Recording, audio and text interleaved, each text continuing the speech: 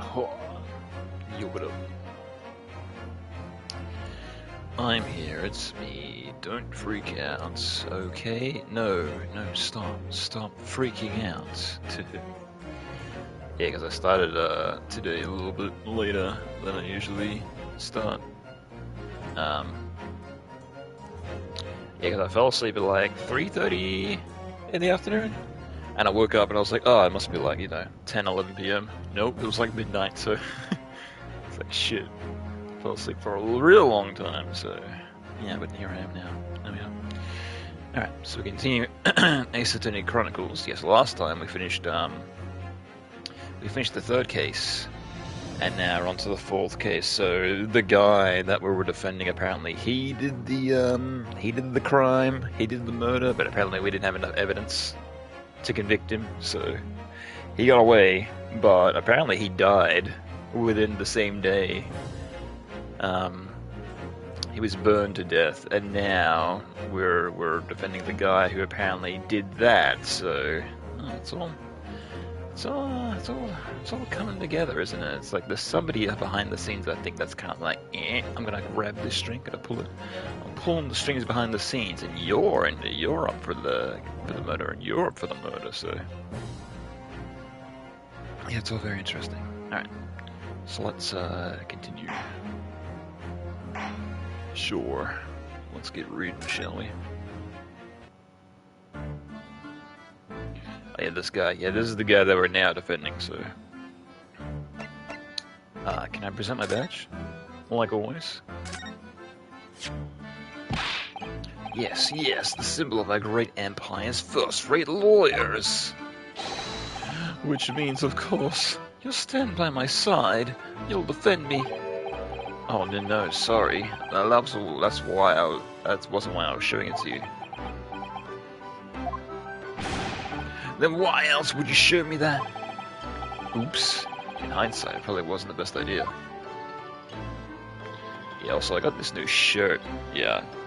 It's one of those one of those mashup designs that you see every now and then online, which is like big text and like a whole bunch of artwork of like, a certain franchise, and this is one that's based off Star Wars Episode 1, and I'm like, that's pretty cool, I'll get that, because I'm a big Episode 1 fan, and though when I ordered it, they were out of larges, so I'm like, oh, I'll get extra large, that's fine, but this shirt is massive, you can't really see it, but it's really, really big on me, so apparently extra large is even larger, according to them, so I think this is the biggest shirt I own, so it's huge.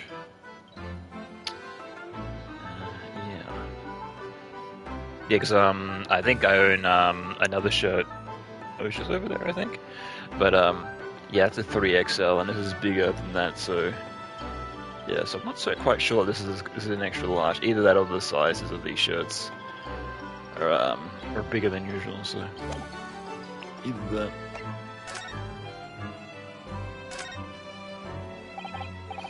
Sosuke Natsumi-san, what an unusual name. Call me Sosuke, please. I'm a poet, you see, a writer of haiku. It's something of a nom de plume. A nom de plume? You mean an alias? That's right, now I heard, son. No, don't be so prosaic. It's much more refined than that. And haiku, that really reminds me of home. Did I hear you say that you were a visiting student sent over here by the government? Yes, that's right. A year ago I was told to go study English. First I had to go suffer the misery, and now this. It's beyond the pale. Suffer that misery? Did you not want to study here? No, I mean I've been interested in Great Britain for some years, of course. Oh. But just because the government tells you to do something, it doesn't mean you can do it, no. What do you mean? You told me to go study English literature. That I could have understood. That's my field.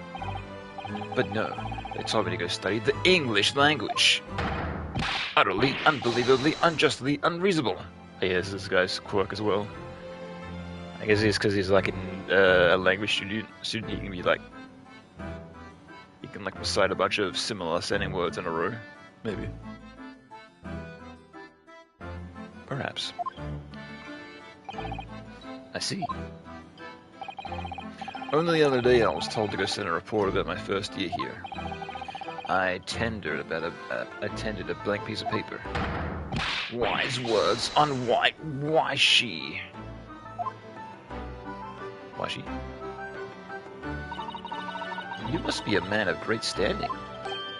Oh, yes, so I'm often told. And often like to be told, it seems. Let's see. Could you perhaps tell us exactly why you're being arrested, Cecil Dixon? I didn't do it. I didn't commit the atrocious murder. Murder? Oh, no, it's all right. The woman didn't actually die, did she? She? It was a guy.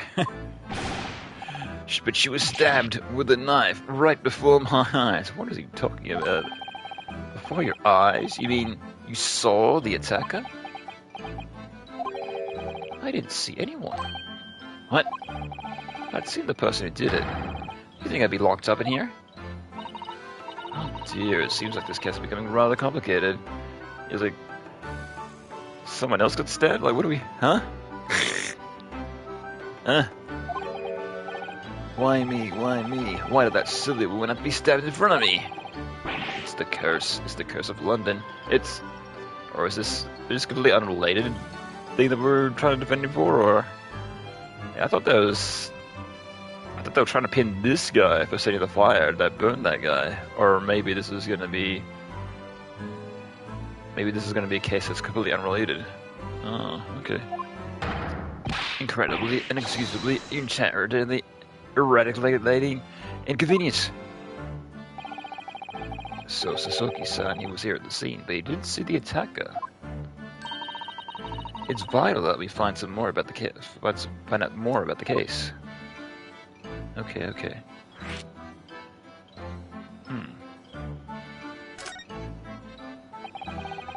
It was an curious evening, just after it started to clear and heavy with fog. I'd been to the bookshop to buy some books, and I was on my way back to the accursed lodgings. Sure, the bookshop wasn't accursed too. And while I was walking along with that accursed pavement, I could make out a sole silhouette of another ahead of me. A woman wearing a green overcoat she was, and I was just where I just went to overtake her. She suddenly let out a little scream and collapsed onto the cold, hard slabs of stone at my feet. Okay, so this is completely unrelated.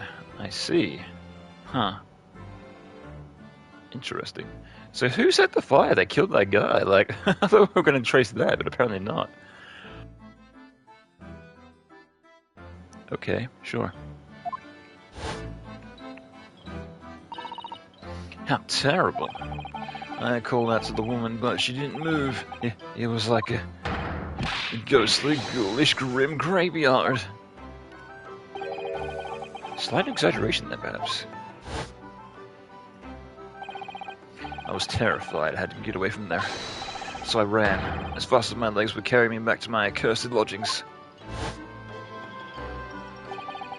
That's not good. They'll say it was shameful. I know. I had to run away like that. Tell me, Sasaki-san, was the victim of an acquaintance of yours? Don't be ridiculous. Do you think I would know any of these fair-haired English? A young woman of that? I'm different, shy, timid, unsure. I can't talk to people. Well, you say that now, but putting up to no, not proving your case here.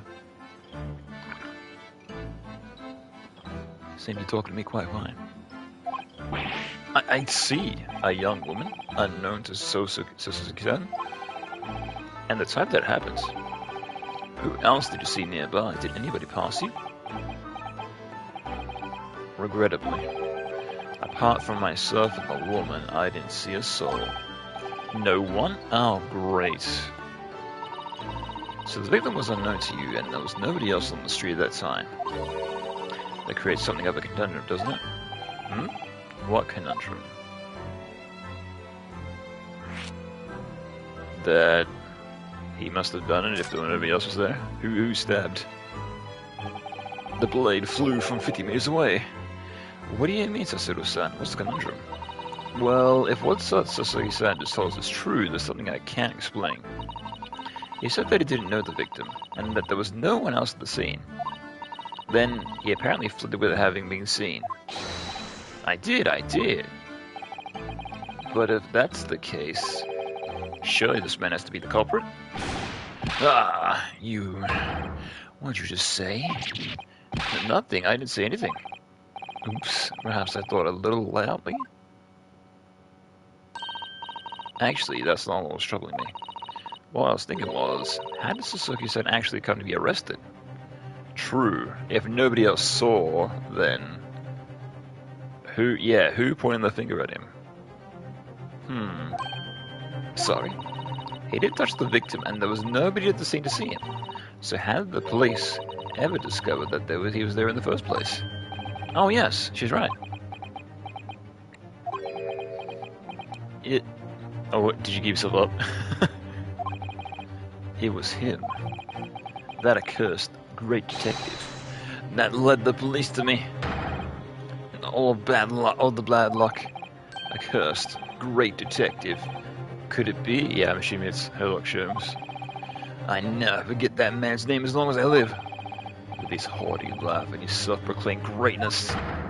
Brash, big-headed, busybody, begone! Yeah, I thought so. May you curse into the end of your days, Sherlock Holmes. I knew it. Yeah, I had to come back at some point, right? Mr. Holmes?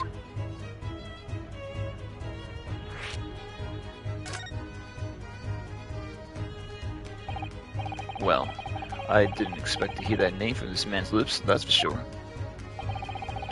It was the morning after the nightmare unfolded on the pavement before me. I was gnawing on a silver hard cheese when some men suddenly burst through the door. They started shouting at me, "This is the police! Put the weapon down!" Yes, it was a thin silver, and yes, it was hard, but it wasn't eating a weapon. Disgusting dietary discrimination devils. You clearly had a trying morning yesterday. And there it was in the middle of all the policemen, grinning like a Cheshire cat. That Sherlock Holmes. It's actually Sherlock Holmes? He's English. I have since found out that he's a famous name in detection here in London. Yes, the great detective is really very well known. And his early sharp mind managed to deduce my whereabouts, apparently. He thinks I'm a knife-wielding madman. Me, this weak shoot kid, another man.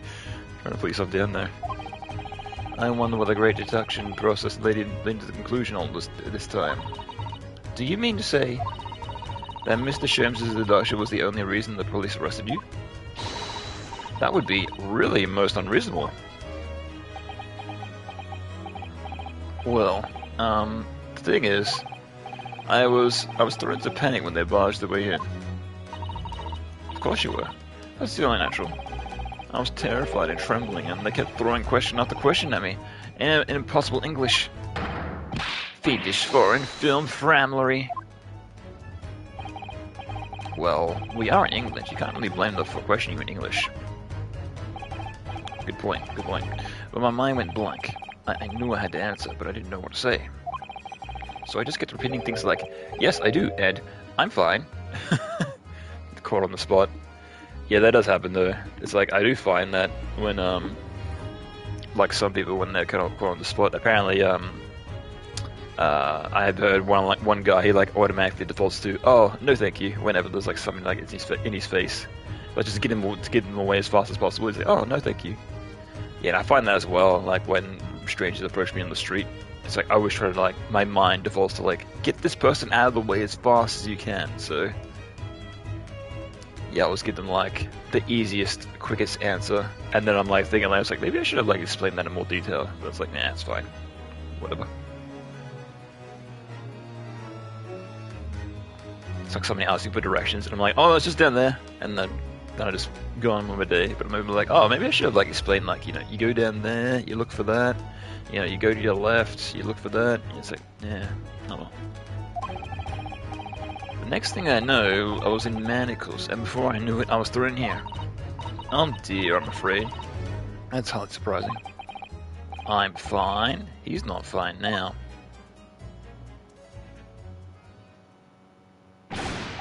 Mr. Naruhodo Esquire. Oh, you can just call me Naruhodo, and when we're speaking English, a simple Mr. is more than enough. Oh, yes, alright.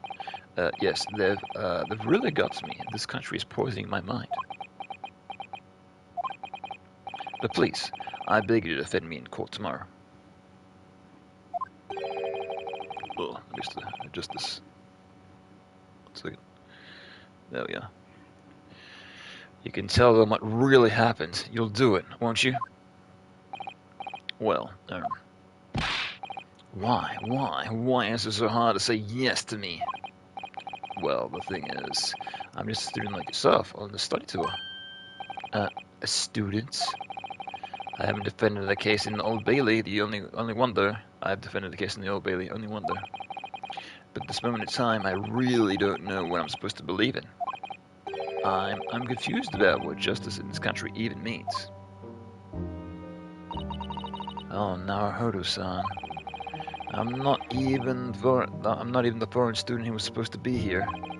I'm sort of a locum lawyer, I suppose. But that armband is the mark of the defense lawyer from a great empire. It's a keepsake from the man who would have been here. He was my best friend. A keepsake?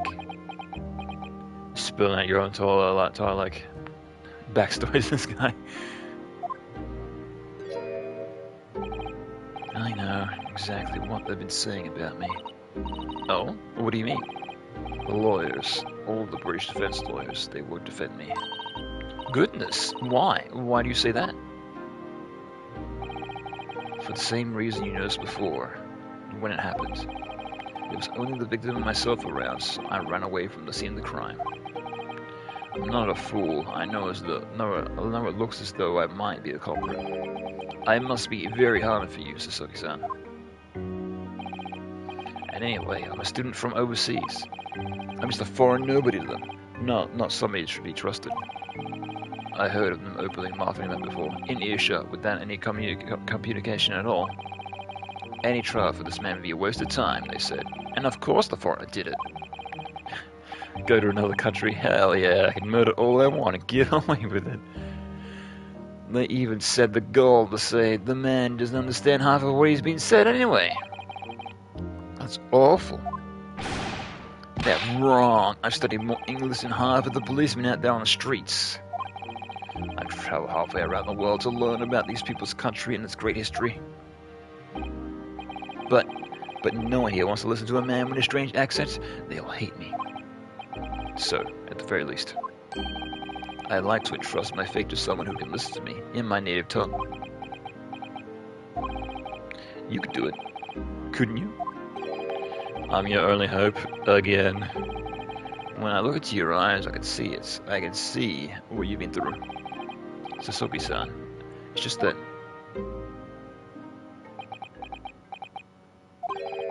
Give me a little time, please. I'll do what I can, for the time being. What do you mean? We shall investigate the case as thoroughly as possible. If we can find some clues, it'll give us a much better chance, I'm sure. Oh, yes, thank you. I'll be here, all alone, waiting for you, locum student Mr. Naruhodo Esquire. We should keep going then, Naruhodo-san. You have a case to prepare for. Yeah, so I'm guessing this is when we actually get to like move around and investigate the scene. Because also we have like 24 hours to prepare. And that's right. Oh, excuse me. Oh, yeah.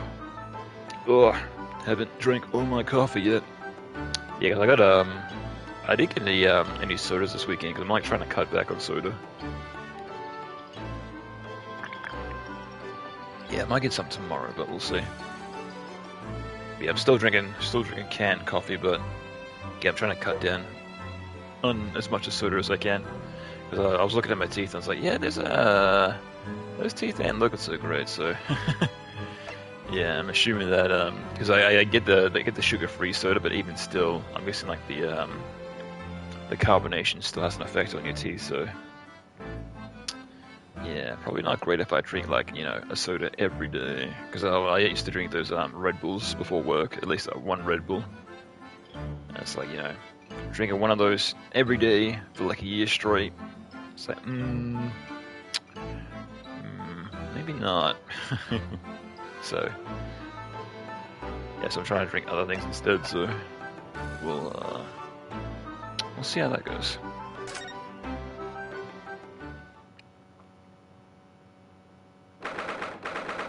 19th of February, Briar Road. Policeman. And a carriage that is not moving. A carriage again? Oh no. This is where it happened. Briar Road. Ah! Look, Mr. Naruto. Look at that irregulation metal helmet. It's unmistakable. Yeah. Do British officers still have that? Those type of helmets? I think it was, what was it? There's that Beatles documentary of their Get Back album. The one where they notoriously played on the rooftop. And I think I was watching that, and there was obviously the policeman that was showing up, and he had the strap of the helmet, and it was just coming like underneath his like lip there, and it's like you could see like the whole entire time he was like trying to fidget, like trying to like make sure that the strap didn't like go inside his mouth. So it's like don't they make like bigger straps that can go like underneath your chin? Isn't that the whole entire point? So it didn't quite fit him that well. The men of Scotland Yard are here. They're investigating as we speak. That is their job, you know. But Mr. Naruto, to see one with my own eyes. That often scripted in the adventures of Sherlock Holmes, but I never dreamt I'd even come this close. To a real Bobby's helmet. Oh, that's right, yeah. The policemen in the UK obviously notoriously called Bobbies. That's right. What? The helmet? Of course. I have to try one on Monday. Well, I hope your heady dreams come true. Hey, this guy. Yeah, I really like this guy. What's the Japanese delegation doing here? Oh, Inspector Gregson. This isn't on the tourist trail, as I'm fairly sure you're well aware. Yes, of course. We're here to investigate. So you've been hauled to the hole cells then. What do you make of the criminal? He's not a criminal as you put it, Inspector. He's a suspect. We'll see about that. You Japanese like to stick together, I suppose. Well, do what you will. It doesn't bother me. The bloke's in court tomorrow, whatever happens, and the verdict's a foreign conclusion. Stone cold air rejection. Take heart. Well, London this time of year is full of stone cold air. That makes it worse somehow. Let's talk to him now. Can I examine all this shit first? Yeah, let's do that. Snowman. What a delightful snowman.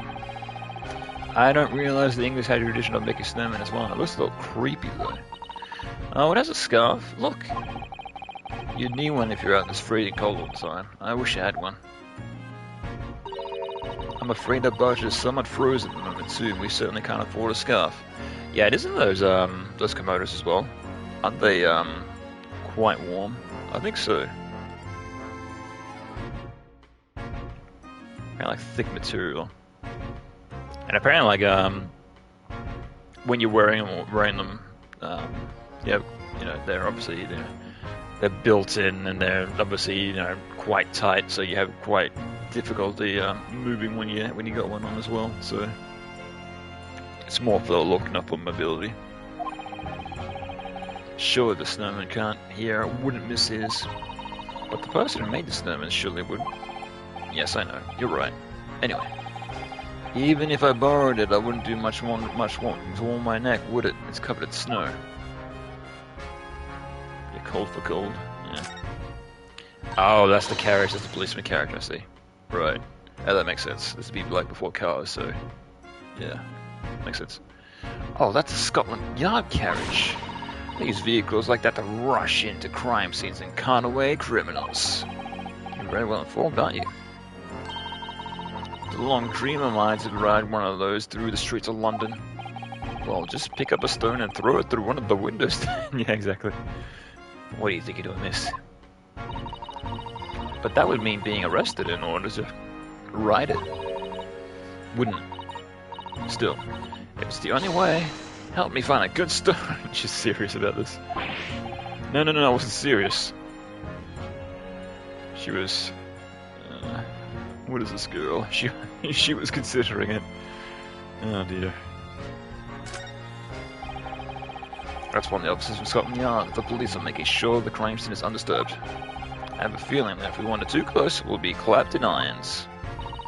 I think perhaps you're being a little overcautious. We've done nothing wrong, so we have no cause for concern. Oh no, I'm not getting caught out again. Twice is enough. Twice I found myself in handcuffs despite not knowing a thing about what was going on. Yes, you've had some dreadful experiences. I'm sure that wide-eyed look of pain you're so prone to does you no favors at all.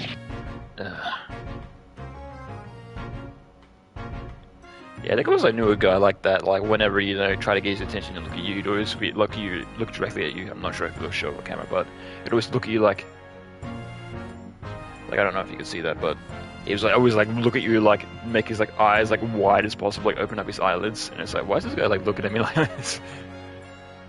It's like he'd be like normal, then he'd be like looking right at you. It's like, it's like more distracting him looking at me like that versus actually like talking to him normally. This patch of pavement must be where the incident occurred. Yes, it's a very wide open space, isn't it? That's true. I can't see anywhere in the tech I would have been hiding. Oi, what are you foreigners doing here? Well, we just investigating a scene of experiencing with the mustache fella from Japan, are ya?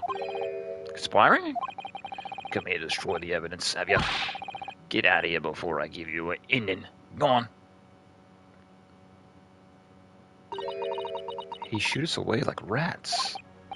Yes, we should have given him wide berth, I think. What a disappointing experience. So although we were going to check out the crime scene, apparently not. So is there everything we could look at? Climb the tree? Climb the rooftop? No? Okay. Sure.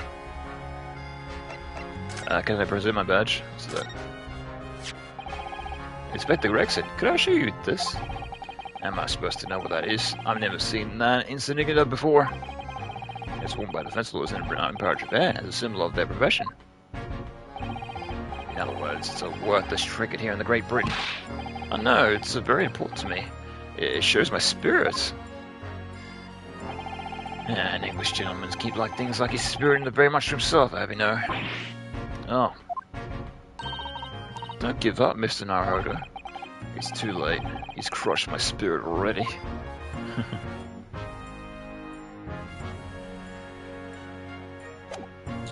Alright. Let's have a chat. Tell me about Scotland Yard, Inspector. Ever since I read about it in the Adventures of Sherlock Holmes, I've been fascinated by the place. The Yard, the most sophisticated policing and organization you ever find anywhere in this world, ma'am. Oh, and you know, I've always dreamt of wearing a real Bobby's helmet. It does make them look the part, seeing that policeman there with his helmet on. You certainly get to see this man who will take no nonsense in his duty of protecting the city. Oh yes, doesn't he look wonderful?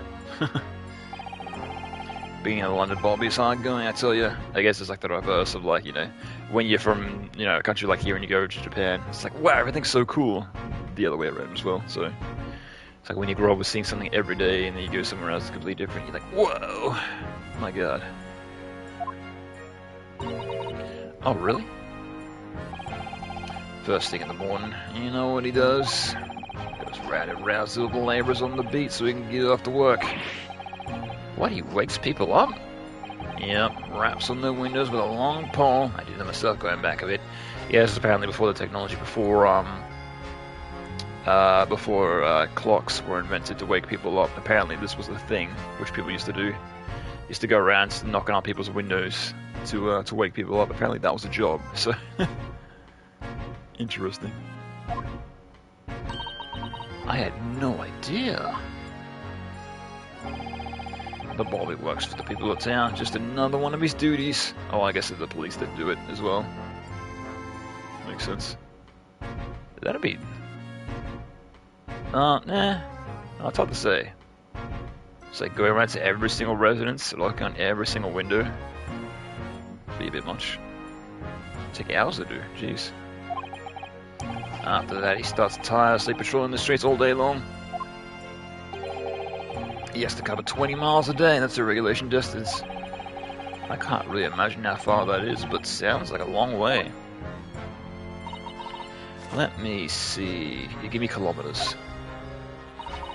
20 miles. That's probably a distance from Tokyo to Yokohama.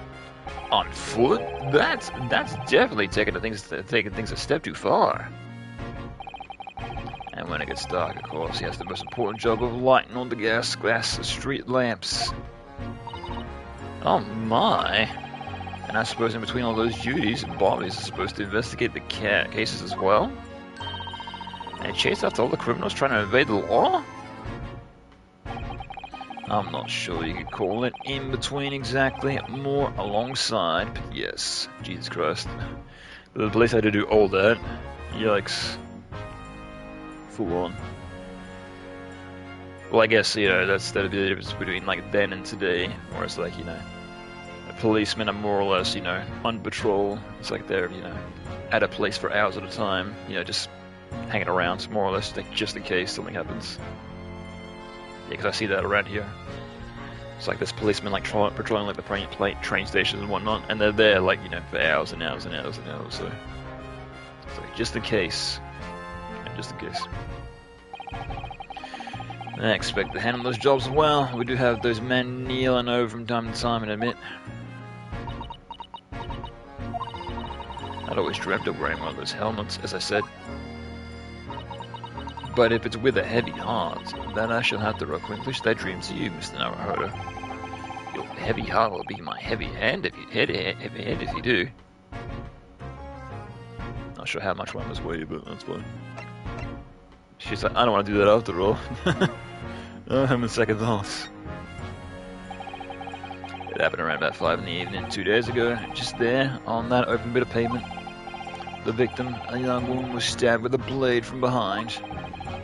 Is it right that the lady is still unconscious now? You mentioned that she should be treated in the hospital.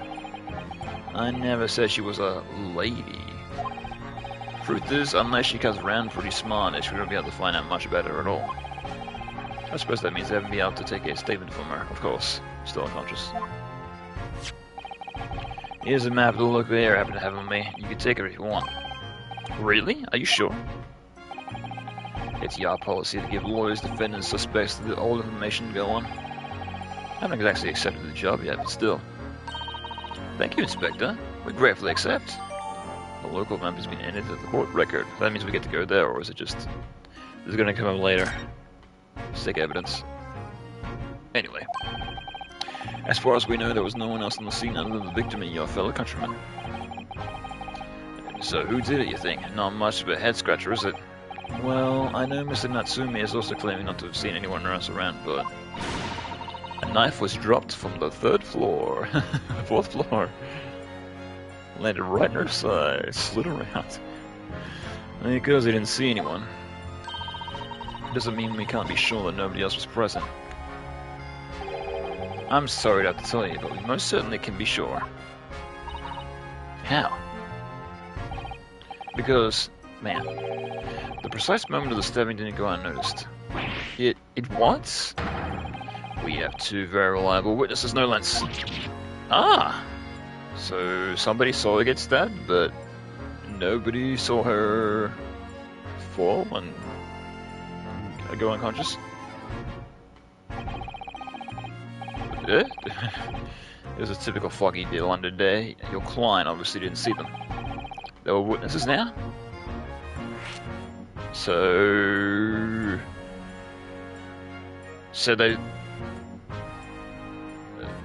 they saw the stabbing, and it's like they, it's getting more complicated. Who are these witnesses, Inspector? A fellow and his wife. The man's one of the most reliable and respected citizens in all London. He's a copper from Scotland Yard. Ah, a policeman. That might change things. And this policeman just happened to be there at the exact moment the woman was attacked. Nothing particular about that, man. Part and parcel of being a bobby. Catching up in the bang at the end of that act. Catching them banging the act and all that. Weird phrasing. Do you think it might be possible for us to ask the policeman a few questions? Be my guest. You can ask him what you like. In court tomorrow. Oh. No doubt there'll be someone as a witness. So they'll give you something to look forward to. That's that then. He's got no intention of letting us meet the man behind, it seems. A police witnessed the incident? As your judicial assistant, I must warn you that this could make our job very difficult indeed. Yes, as a non-judicial assistant, I could have warned me of that too. Oh yes, one more thing, Inspector. What? The person related to the suspect. I hear it was Mr. Herlock Sholmes. What are you bringing him up for? Well, there's something I said. The colour really drains from his cheeks. This one first, sure. Why not? Who did you hear that name from? Oh, well, it was Mr. Natsume who mentioned it. He said that Mr. Sholmes was with the police when they entered the lodgings. I'm sure that was a result of one of Mr. Sholmes' inspirational great deductions. Fiddle faddle. Ah! That man's an amateur, and I'm getting sick and tired of showing him showing his mark everywhere. Oh. I don't know where he gets his information from, but he turns up at the scene of the crime. Wanders around spouting incomprehensible rubbish, and before you know it, he claims to have solved the case. Yes, he's quite astounding, isn't he? He is a great help to Scotland Yard, though, isn't he? Gibble gabble. Ah. Ever seen this before? Oh, yes, that's the Rancid magazine. The wonderful publication in which the adventures of Herlock Sholmes appears. Yes, well, that wonderful publication, as you put it, sees fit to include several of the Yard's detectives in its stories. And the so-called great detective makes a mockery of all of us. If you ask anyone in the Yard, it's a misadventure to be included in any Herlock Sholmes tale at all. Well, I suppose there is an element of that. We work our socks off, every one of us, not only to be fronted by the public thanks to that obnoxious detective. The man is as dangerous to us as Scotland Yard. As he is to all our criminals. That can't really be true, can it, Inspector? Clearly, the great detective and the police have a complex relationship. Yeah, I'm guessing like whenever he writes the stories, he slightly skews the truth. He's like, I'm the best, of course, and you're all chumps.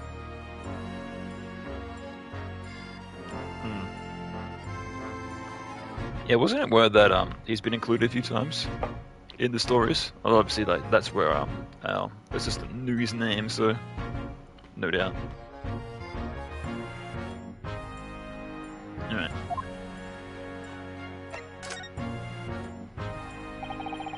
That twitchy Japanese bloke goes on trial tomorrow. Are you gonna defend him or not? Well, makes no difference to me, but I'll just say this. No London lawyer worth his salt wants to touch that case with a barge pole. Because the prosecution is being handled by the Reaper of the Bailey, you mean? There's no way to save the man now, it's a waste of time trying. It's all a bit strange though. Sorry? The Reaper. He hasn't appeared in the court once for a good few years now. Yes, we did hear something to that effect. And the only people he usually bothers with are real scum, the masked, the criminals, the violent ones. So why is he appearing in court now? Interesting. Master criminals? The violent ones? That's right.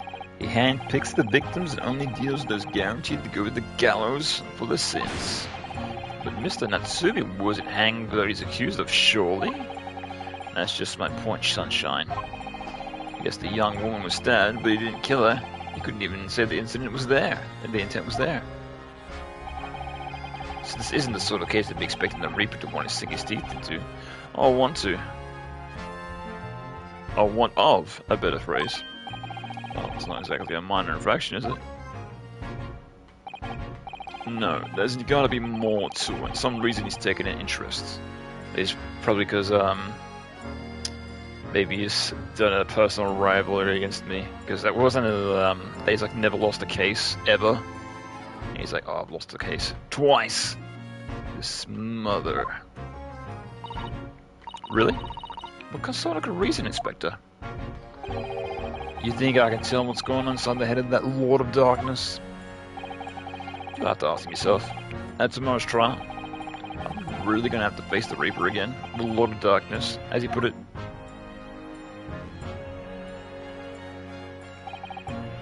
Well, I don't think we're gonna get any more useful information about the detective. Mr. Naruhodo, can I make a suggestion? Oh, yes. What is it? Well, it seems to me that we must speak with him about this. By him, do you mean Mr. Sholmes? Yes, Mr. Herlock Sholmes, exactly. Look at those shining eyes. You can't wait, can you? Well, Mr. Natsume did blame Mr. Sholmes for all this, didn't he? Yes, he did. He really did. Which makes him an involved party in the case. Are you just going to ignore that? I hope not. I assure you it's simply not my selfish desire to meet with Mr. Sholmes again. The trouble is, we have no idea what the man's address is. It's Baker Street. How do you know that? It's in the stories, of course. That'd be kind of fucked up. Like I'm going to put my address in my stories. You can go find my address. Dox yourself. 221B Baker Street, the most famous address in the world. Oh, I see. Well, there's nothing to stop us from going, I suppose. We better try to find out a way that forces Zero-san makes any more excited and unpredictable. Hurrah! I'll summon a carriage. So we're gonna have a reunion already. With the great detective, Mr. Herlock Sholmes. Alright. I'd also like how the move icon is a carriage as well, that makes sense. I just noticed that. Anything else? No? Okay, that's it. Sure. Prison. Been there. Alright. Can we really visit? Do you think? Oh, pitch me. I must be dreaming. Can't believe it. I'm gonna be inside his apartment immediately. No. Oh, cutscene and everything. Jeez.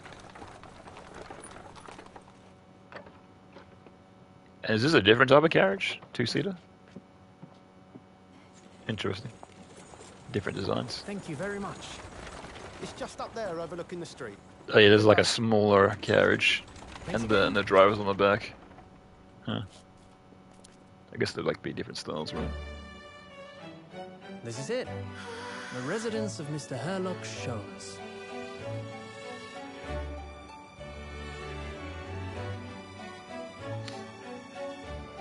Wow, nice pottery. You water those yourself? Yeah, I think it was my mother. She was like, obviously because I was moving into a place by myself, and she was like, "Do you want any like pot plants or anything?" I was like, "Oh, I got no space. Like they wouldn't thrive." It's like, sure, I could water them every day, but like, where would I put them? Because I got no space. Put them on the windowsill. Maybe not. 19th of February, 12:53 p.m. Sholmes is sweet. So I think this is where the great detective makes his living. It feels so surreal to be here somehow.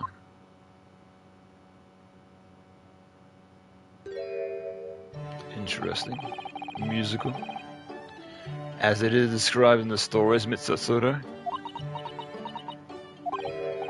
Setsuru-san. Many famous cases have been solved here in this very room. Oh, I suppose they must have been, yes. I never read the story, so it's hard to get quite as excited about it as she seems to be.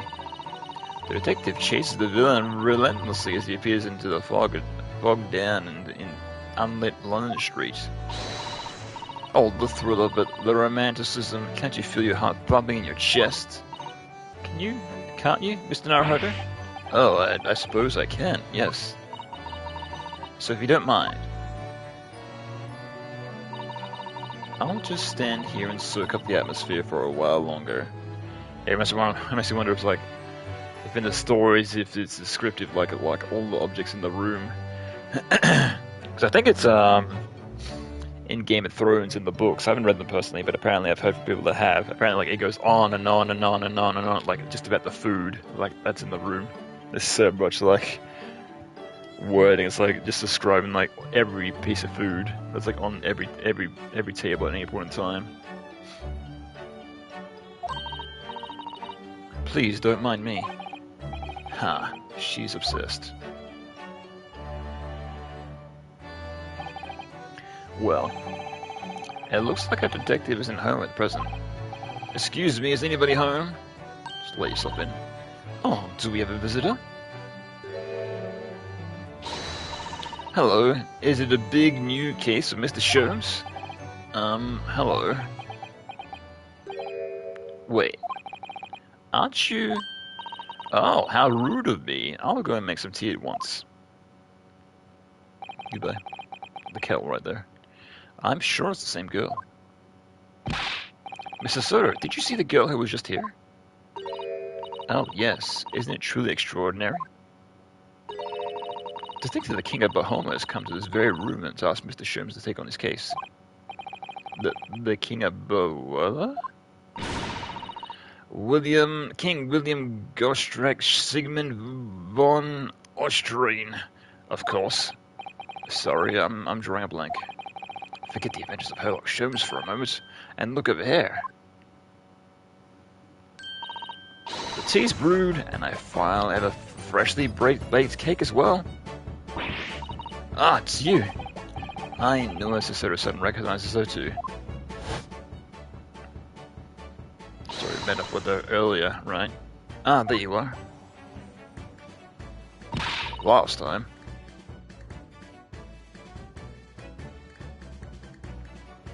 And taking you with that as well.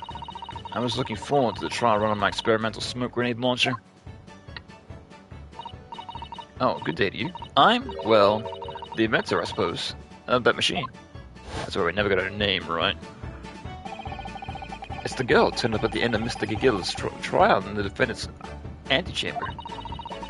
Never met a lawyer from the Far East before. Poor you having to get straight to work when you've only just arrived in London. Oh, yes, it was challenging. Well, try this tea. It's my special blend, you know. Oh, thank you. Is tea supposed to look that color? Oh my, what a fragrant yet mellow flavor. Hooray, it's a winner. I tried blending different leaves designed to elevate the fatigue, you see. You must be exhausted after your long voyage here, and you have another ticklish trial tomorrow. Oh, you're the dependent Japanese man. I do wish you lots and lots of luck. Did Mr. Sholmes tell you about us by any chance? Oh, you know Hurley, do you? Hurley? Mr. Sholmes to you? Surely. Mr. Sholmes was the fellow passenger on the boat that brought us to Great Britain, you see. Was he really? Well, I had no idea. I'm afraid Hurley's out on an errand again today, even though he's just returned from overseas. Wait a minute. We met this girl for the first time yesterday after trial, and only briefly after that. Briefly at that. How on earth did she know so much about us? Did she deduce all those things, do you think? And perhaps more to the point, why is she here in Mr. Sholmes' suite? Oh, silly me, I haven't introduced myself, have I?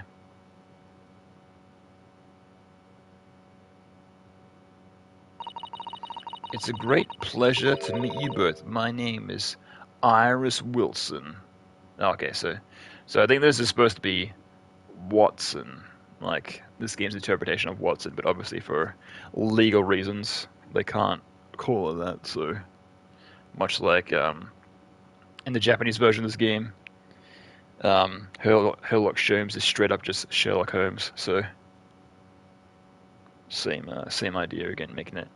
Tweaking it a little bit, so it's like, hey, Americans, you can't sue us. I live here together with Hurley. Ah, Iris is it? Oh, what a lovely name. What? What's the matter? No, wait, it can't be. Did you say that your name is Wilson? What's the matter with Sasuru-san? Why is she so flustered all of a sudden? Yes, that's right. What are your names? Oh, I'm Ryanosuke Naruhodo, a lawyer from Japan. Oh, sorry. Starstruck. I'm Mr. Naruhodo's dutiful assistant, Satsuru Mikitoba. It was wonderful to meet you. Lovely. Susie and Runo. Got it. Oh, she gives nicknames to everyone. Susie? And Runo? There's more to this girl than meets the eye. I have so many questions for her. I don't know where to start. Yes, and so do I. Move, I'm out here. Going back to prison. Can I present my badge? I can present this as well. Sure. Wish you have anything to say? Iris, could I show you this? Oh, how exciting. What is it? Tell me all about it. Oh, actually, I was hoping you might be able to tell me something about it, if anything comes to mind. Why would it? Well, no, I suppose it wouldn't. Yeah, I think it's if you just try to give them something random that they have no knowledge about, they just give you like a base average answer. Tell me, I want to hear everything. This hasn't gone according to plan. Can I show my badge though? Iris, could I show you this? Oh, how exciting. Okay, she doesn't know anything about that either. Because usually if you show your badge, you have some sort of flavor text, but I guess not.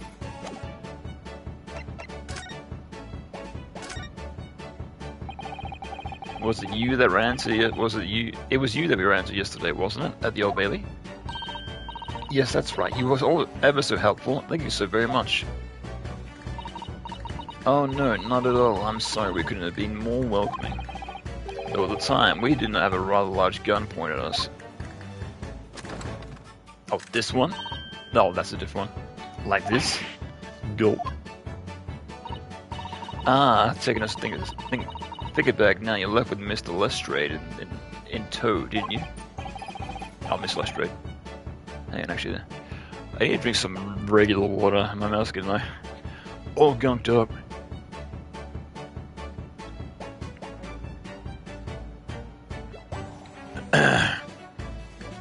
That's better. It's like drinking the coffee, it's like, you know, mostly milk, so... Ugh. Oh yeah, that's better. Oh, Ginny? Yeah, she's a professional pickpocket.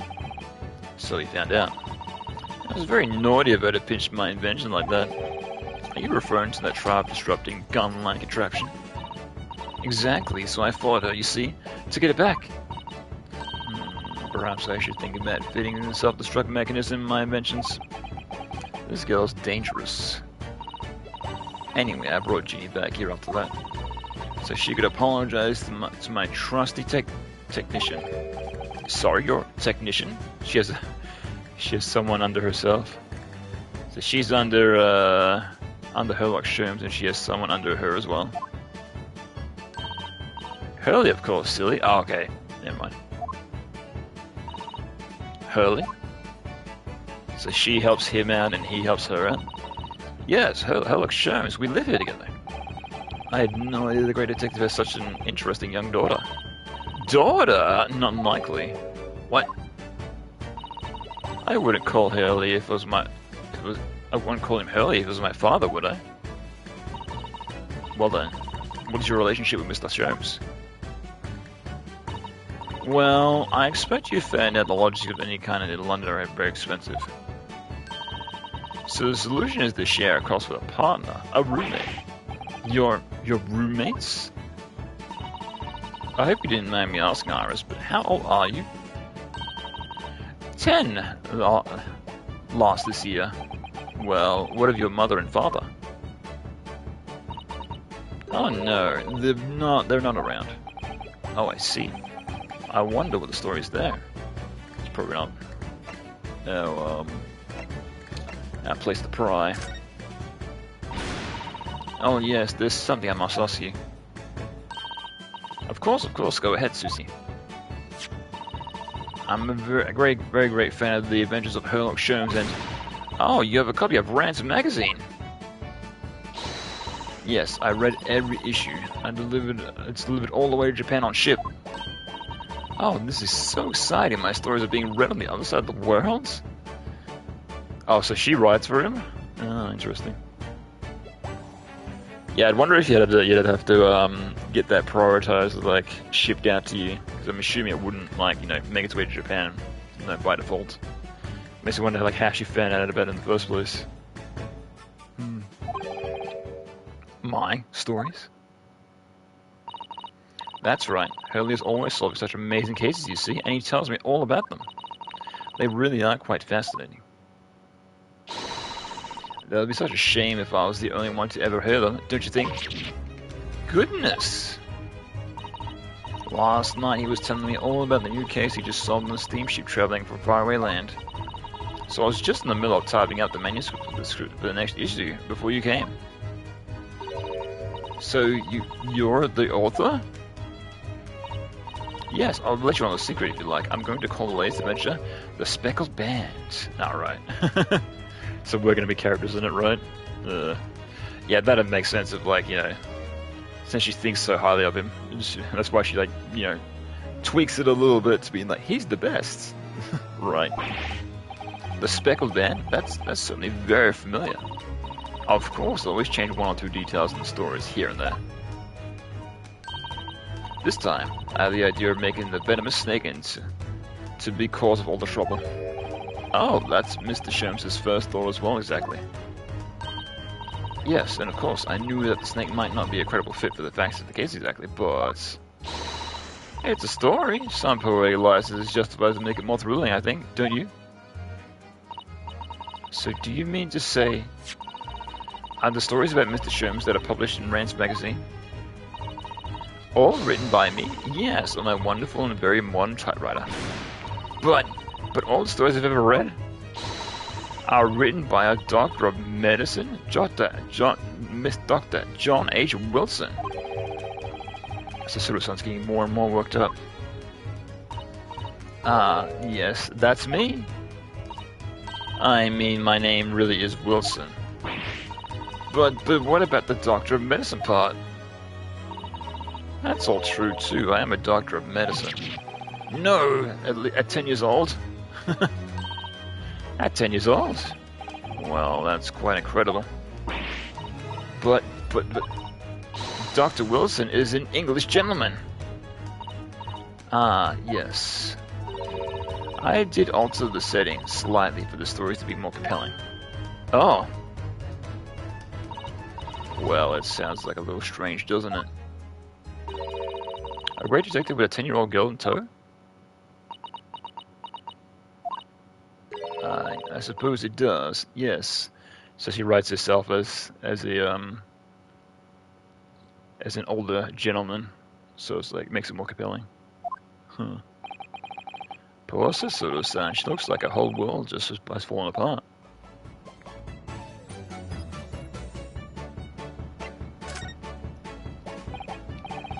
I met before. Yes, yes. What's on your mind, Bruno? Do tell me. How do you know that I was a lawyer when we just arrived in London, I mean? Yes. Oh, and that we have a difficult trial tomorrow. How did you know all that? Oh, that's what you mean? Please, tell us how you did it. Explain every detail. Of course, I'd be delighted, although that there's really no mystery. Now, let's begin. Iris Wilson is proud to present Logic and Reasoning Spectacular. Oh god, we're not going to do another. No! We're not going to do this again, are we? Okay, never mind. It's gonna tell us. That'd be like a whole thing. It's like trying to deduce like bits and pieces, like we do with Sherlock Holmes. So those take forever. It's like, oh god, no, not again. First of all, I already knew that you were a lawyer, Bruno. After all, I met you yesterday at the Old Bailey in the defendant's antechamber. But you also said that you only just arrived in London. How did you know that? I observed the passport travel ticket protruding from your breast pocket. Oh. So I was reasonably confident you must have arrived in the country. And on top of that, you accepted a case against a particular prosecutor, telling you you're unaware of London's court affairs. The Reaper of Bailey, I walked right into that one, didn't I? And then I noticed a red ink stain on the back of Susie's hand.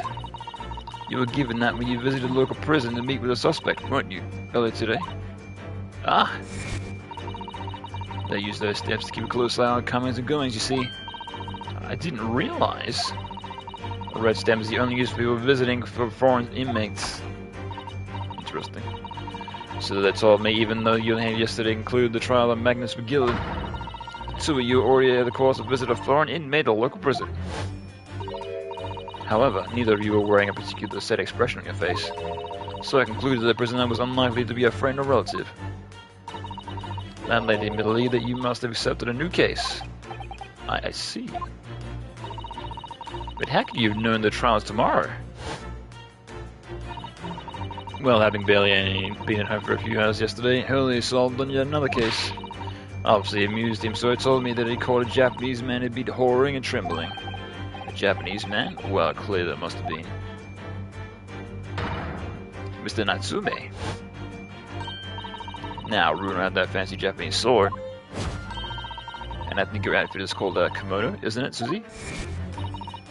Well, anyway, it was clear to me that you both come from Japan yourselves. So I put two and two together and decided you must be defending Japanese men held court. And there's only one conclusion those facts would lead me to.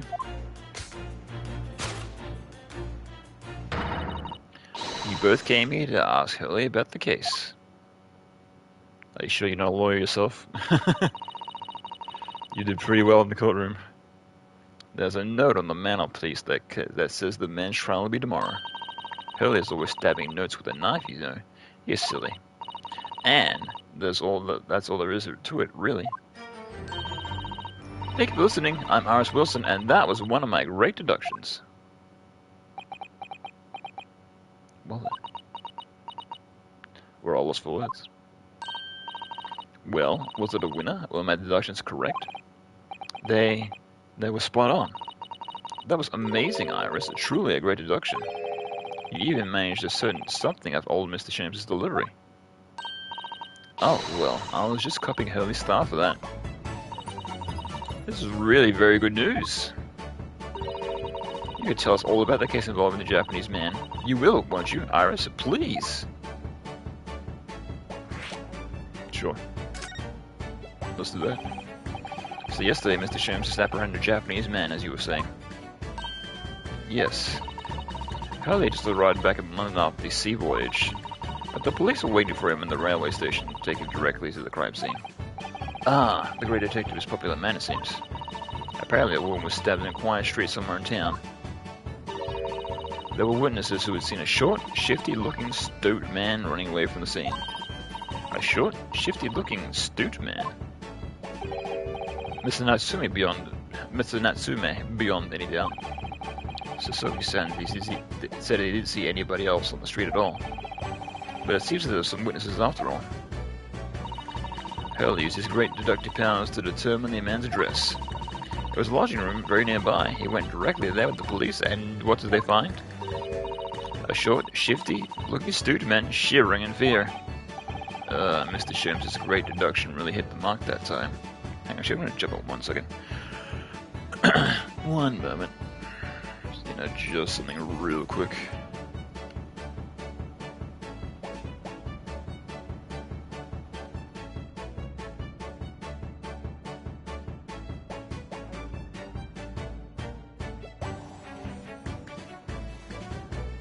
That's better. Just need to clear my nose real quick. Ugh. Of course they did. He's a great detective. Still, that means the incident occurred only 2 days ago. Surely tomorrow is too soon for the trial, isn't it? Definitely, we have no time to investigate properly. Hurley says that London is a great ripe with crime. Oh. Scotland Yard is doing his best, but they can't stay on top of it, apparently. Oh dear, I didn't realize the situation was so dire. That's why they can't afford to spend too much time investigating cases and trying the criminals in court.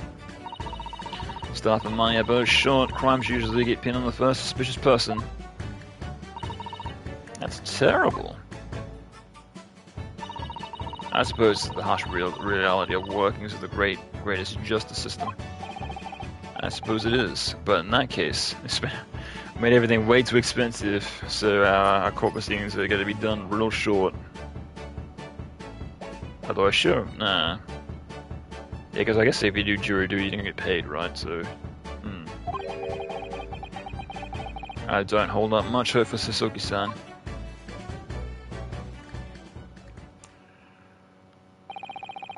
Thank you for answering so many of our questions, Iris. This has been very informative. Oh, you're most welcome. I've had so much fun. Do you happen to know where Mr. Sholmes is at the moment? As you guessed, we'd like to ask him some questions about the case as well. Ah, well. I expect Hurley is still investigating the scene. Oh, the case involving Mr. Matsumi, you mean? Yes, Mr. Nuts. Oh, May? Hurley said he was going to the man's lodgings. If you leave now, you'll probably catch him there. Iris, do you know where those lodgings are? Well, I imagine the police are still investigating the scene of the crime themselves, aren't they? Did you happen to come across a detective by the name of Gregson while you were there? Yes, we know him as Inspector Gregson. Ah, goody in that case. Give Gregsy this for me, would you? If you do that, I'm sure he'll tell you what you want to know. What is that, something with a coin in it? What is this? A 5-shilling piece and a postcard, it seems. Iris's postcard has been entered into the court record. It reads, "Tell the gentleman in black whatever he wants to know. I trust that he won't be a problem." Gosh, this will make Inspector help us, will it? Well, thank you, Iris. I'll give it a try.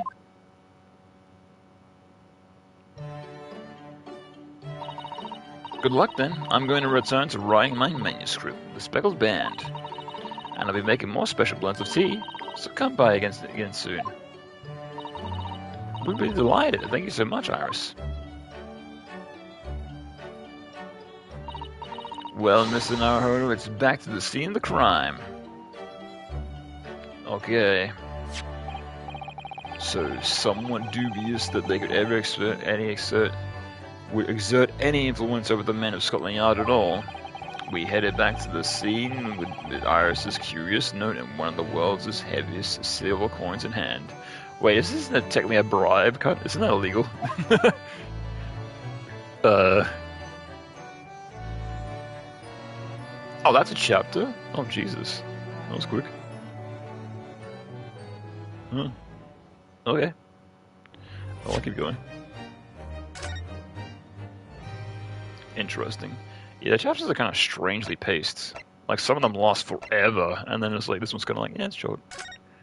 Because that would have been like 2 hours worth, right? Yeah, because I've been streaming for an hour, and I think I was... Oh, how long was I, Yeah, I wasn't playing that previous part for long, because I wanted to get up to the point where I started talking to the guy that we were defending, right? I don't think we were even in that for that long, so... Oh, no. Strange. Sure, let's do it part. 19th of February, 2:38 p.m., Briar Road. It looks as though the police are still here, carrying on with their investigation. Perfect, so let's find the Inspector Gregson quickly as possible. Yes, and let's see if he'll take a break from his chips to look at that silver tip Iris gave us for him. It's right here. Alright, I'm gonna move away from here right away. Can I just talk to him, or do I present it? I guess I present it. That makes sense. Right. Take that. Inspector Gregson, do you have a moment? I'm sorry to say I don't. I'm a very busy man. Much too busy to talk to a pair of foreign gadabouts, that's for sure. Well, we have these here for you. A present from Miss Iris Wilson. What? For me? From her ladyship? Her ladyship? Give that here at once. Come on, hand it over. That's for me. Ah, don't wait for me to give it to you, will ya? Just snatches it. What was that coin exactly? It's a silver crown, obviously. It's a lot more than that. It's, well, it's an apprentice fee, that's what it is. Appearance fee? Appearance fee. An appearance fee? Oh, I see, you mean... That's right, for the Adventures of Herlock Sholmes. Oh, okay, so that everyone that gets written about gets paid accordingly. I see. So it's like, hey, I'm gonna write about you. I'm gonna fuck up everything about you. Yeah, I guess if you get written, you get paid accordingly. Her ladyship always offers me a little financial reward for featuring me every single time. Yes, of course. I knew all about your exploits, Inspector. I read them avidly. Of course. They're using my name without my say-so just make me the butt of a lot of unpleasant jokes, but still. I guess you could just, like, write about them and, like, just change their names. But... who knows? I'm sorry, Inspector, that must be difficult for you. Never you mind that.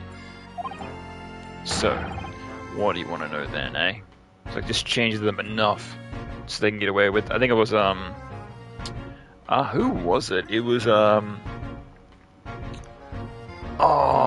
what was it? It was the guy who set, like, the record in Donkey Kong. And he was, like, very notorious for it back in the day, and there was that whole entire documentary about him. And some other guy that was trying to also break the record. It was King of Kong. I think that was the documentary. But apparently the regular show likenesses took his likeness and like put him in the show. But they made him like a giant like beard creature with like arms and legs. And apparently he tried to take them to court over that. And they went to court and the judge was like, "This isn't you. This looks nothing like you. What are you talking about?" So. But they changed him, enough that, obviously it was like, it's like it looks kind of like you, but it's not you, so, Sorry? Tell a gentleman in black whatever he wants to know. Trusting won't be a problem, it says. Yeah, obviously it's not a problem. Go on, fire away. What do you want to know? Well, if you wouldn't mind, Inspector, we'd very much like to know the address of Mr. Natsume's lodgings. Ah, the little knife-wielding, mustache Japanese fella. He lives right over in Harbour and it's just over there. Look. Oh, it's very close.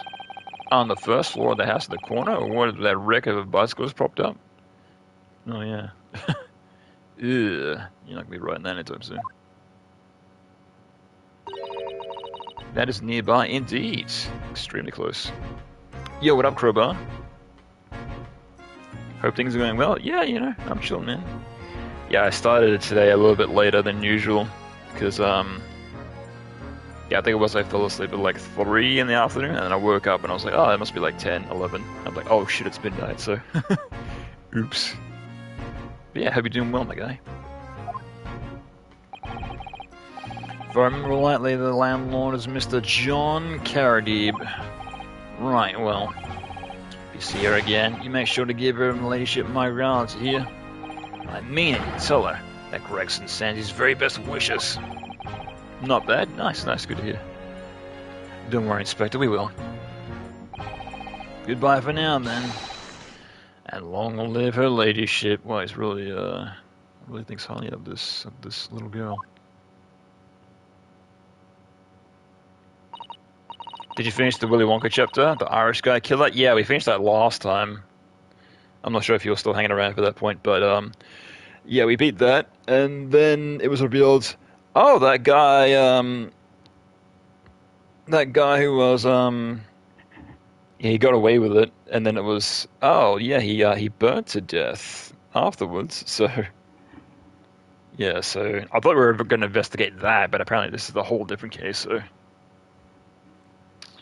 Yeah, so now we're investigating another murder. So apparently some lady got stabbed and she's unconscious now. So I guess she's not dead. So this is technically a first for the series because apparently in every case, in every Ace Attorney case, it's always always gonna investigate a murder. But if they didn't die, we're not investigating a murder, are we? That's crazy. Got a similar experience while regarding burning. Weirdly enough, right? Interesting. But yeah, it was like, oh yeah, what happened to that guy? Did he get scot free? Get off scot free for the murder they did? Oh no, he's dead now. It's like what? What do you mean? So, I thought we were going to further investigate that, but apparently that's done. I don't know if it's going to come back around at the end of the game, but we'll see. Well, at least he told us what he wanted to know before he left. Yes, so then, shall we go and see what we can find in Mr. Natsumi's lodgings? Definitely. Alright, sure. Oh, you missed last stream? I thought you were here last time. Maybe not.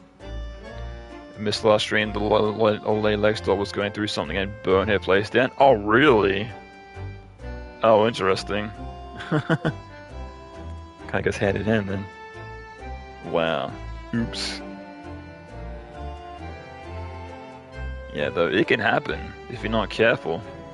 I think it's, there's a notorious video that's online. It's like of a guy that's just like messing around with fire and whatnot. He just like sets like some like rags on fire. And he's like, oh, that's kind of sucks. And then it kind of like the flame just builds and builds and builds, and everyone's like, and you can see like the text on the screen because it's a Japanese stream, and just like this text, the screen's like filled with text of people like being like, oh no, oh no. She took all her meds in her place, lit her bed on fire, and got in. Oh no. Ooh. I hope she's okay. Oh dear.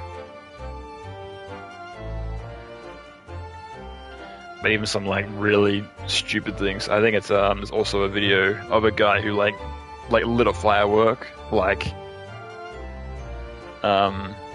inside, and it just goes off, and you just see the mother coming in, like, you know, obviously after it's over, and it's like, what are you doing? What are you, stupid? It's like, ugh. It's a bit of a high crime area here, so I never there's a lot of cameras. They spotted a light coming up through a window. It was messed up. Oh dear. Right. Huh. Well, that's... yeah. She'll actually live, thankfully. Her unit is toast, though. They've been trying to help her this past week, collecting her stuff and left. And he closed the minute through. Right. Interesting. Yeah. Oh dear. I guess if, you know, if she's an older lady, like, living, like, the same situation, where so you accidentally, like, make a mistake, it's like, oops. You just become more and more neglected about the things that you do, to the point where it's like, oh, I made an oopsie. Oh well, my house is gone now. Oh dear.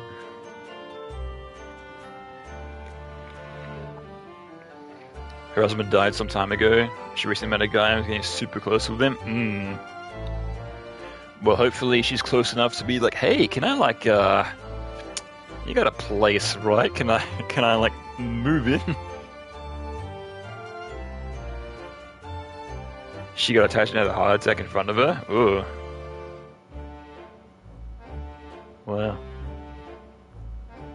He was in poor health? Ah.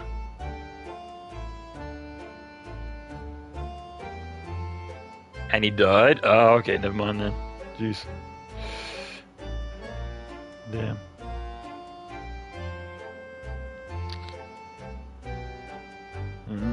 I see. Anyway. I guess I just move inside then, right? Okay. Sure.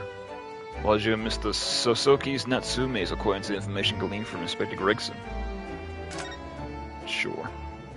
Anyway, let's look at the game instead. Exactly. Not talking about death and murder. Let's talk about death and murder in a video game. In a video game, right? 19th of February, Miss Natsume's lodgings. Oh, interesting character. May I help you? Ah, yes. Would this be the residence of Mr. John Carradine? Indeed it would, sir. And who may I say is calling? Wait, he's got like his own maid? What? I thought he was a transfer student from Japan. My name is Mr. Ryanosuke Naruhodo. I am Mr. Naruhodo representing Mr. Sosoki Natsume. I believe he takes lodgings here. We would very much like him to ask him some questions about our client. One moment, please. I shall convey the message to Mr. Carradine. Or is this another Mr. Carradine? Maybe this is, hang on. Maybe this is like the student's father's place, or... Did you see that, Mr. Sassoto? The real-life English maid! I know, as I understand it, anyone of the standing in English society employs a number of household staff. But that was the first time I've ever seen one in the flesh. Oh, this day keeps getting better. Certainly feels like we're already arrived now, doesn't it? We only need to meet a butler and the experience will be complete. Well, I'm not sure if I go that far, but I understand the sentiment. Thank you for waiting. Mr. Carradine will see you now, this way. Ah, yes, of course. Okay. I'm guessing this is the father of the guy that we're defending, right? Yeah.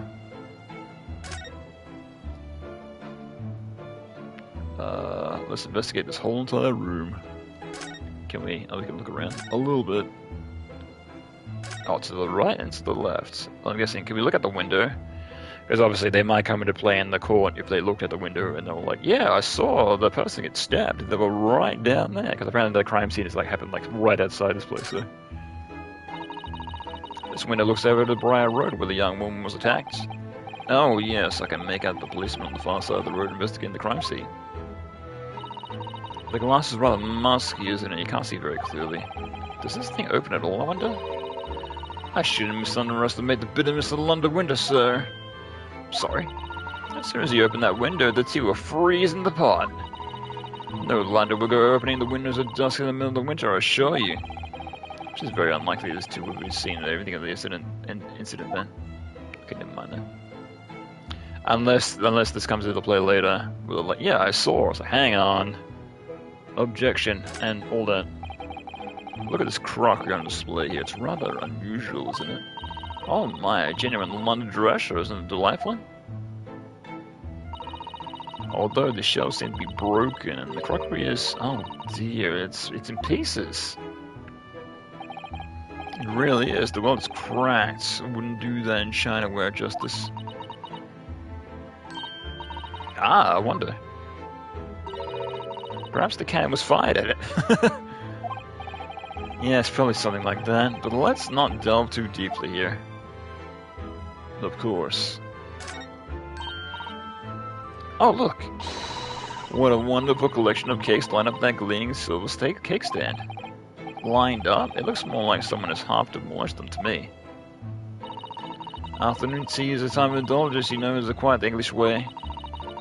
And Mr. Carroty's custom to take 2 cakes with his tea. That sounds delightful. Oh, wait a minute though. These are at least 10 cakes on that cake stand. Well, naturally, it would never do waste the leftovers. So whatever Mr. Carroty doesn't eat, I say to myself, Joan, you shall have to tidy up a heap of yourselves. How magnanimous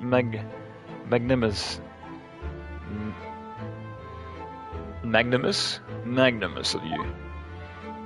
So she lays out all these cakes on purpose, knowing that he'll eat only 2, and it's like, well, I'm not gonna let the rest go to let the rest go to waste, right? I'll just dispose of those with my mouth. That enormous screen, it must have been put there deliberately, surely. Yes, it certainly seems like someone's trying to hide something from view. What could be behind it, I wonder? I'm going to have a very quick look. Just a little peek. Ahem. Maybe let's not miss this her.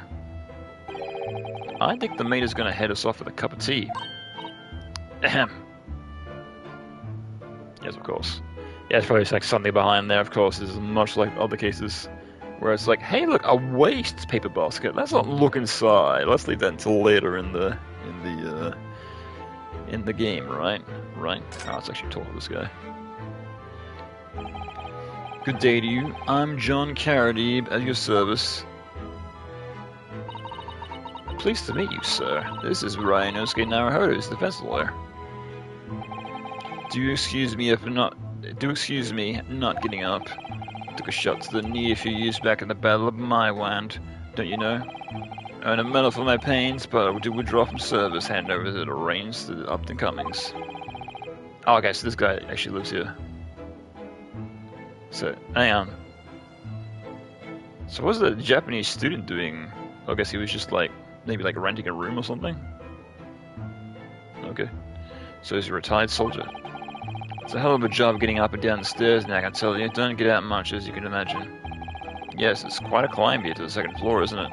I was panting at the top of the stairs. You really must take more exercise, Mr. Naruhodo. Ugh, do you think so?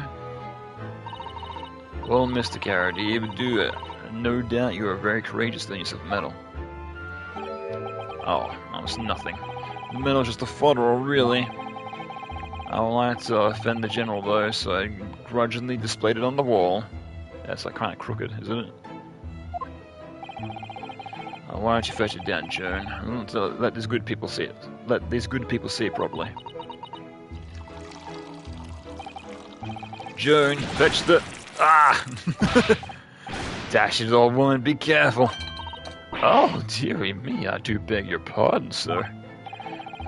You jolly nearly took the skin off my hands. I should be more careful, sir. So anyway, there you have it. Living the quiet life now. Yes, I see. Now then, I hear you want to know about the chap lodging downstairs, and is that right? Okay, so he's renting the lodging that's underneath this place. I see. But why are we up here? Like, weren't we supposed to investigate his? Huh? Yes, yeah, so, like, we'd be very grateful if he'd answer some questions for us, unless he owns it. Yeah. Own it to police, naturally, especially if it helps keep the peace in here blindly. We've forged an alliance with the Empire of Japan recently. I'm sure you're aware. So the case is very much in the public eye, as it were. Oh, is it? Even had some famous detective poking around. If you know in this old house, would you believe? Yes, Mr. Herlock Sholmes. Could have been. Didn't catch the chap's name. Not really my cup of tea, all that detective business. Oh, but You have a copy of Rant's magazine here, so... no, Anyway, the chap's investigating the foreigner's room as we speak. So he's in Sasaki-san's room. Yeah, why aren't we also in there? Like, why are we in here? It's a bally nuisance, what it is. The whole neighborhood's switching its curtains now. I don't like all this fuss, it's jolly unsettling. Lucy.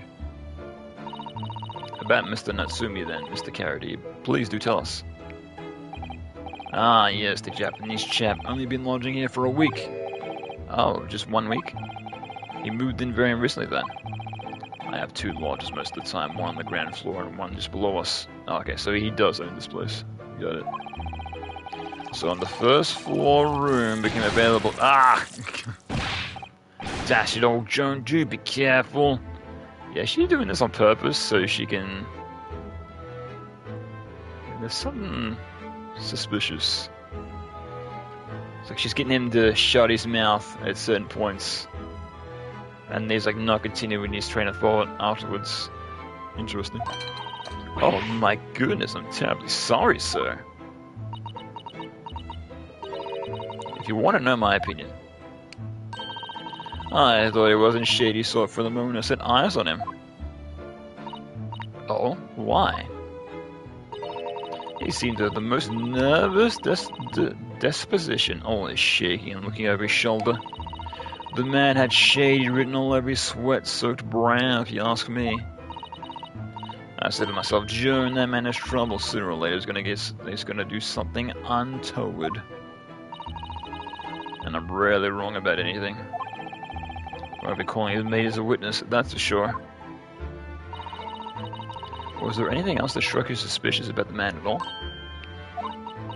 Oh, yes, yes indeed there was. And she's dying to tell us. Alright. Hey, do you notice anything else about your lodger, Mr. Natsumi? Oh my word, yes, the man was shadier than an orchid. Could you elaborate? Well, take the man's room absolutely stuffed full of books as it is, more than anyone could ever read. Oh, books. Well, I read that. Read the B as a H. And he never so much as passes the time of the day with living with another soul. I haven't seen a single visitor call. He just trots off to the old bookshop every single day and comes back at 5 to light the gas fire. Yes, so. He said he's a nervous shut-in, right? So that's maybe that's just the way. It's funny, little man is up long past bed. The time everyone else in the house has gone to bed too. Oh, I see. The gentleman on the ground floor goes to bed around 9 each night, but I've never known the Japanese fellow to retire any earlier than 2 in the morning. Ah. Could you clarify something, I wonder? What, pray? How do you know so much about Mr. Natsumi's routine? Oh, yeah, you nosy. I understood that neither of the lodgers lived on the floor in the house, is that correct? That's right, yes, they're both below us on the first floor of the street level. Then, how is it that you know so much about the lives of your lodgers? Yeah, interesting. The precise times of when they come back in the evening, for example, even the times they go to bed.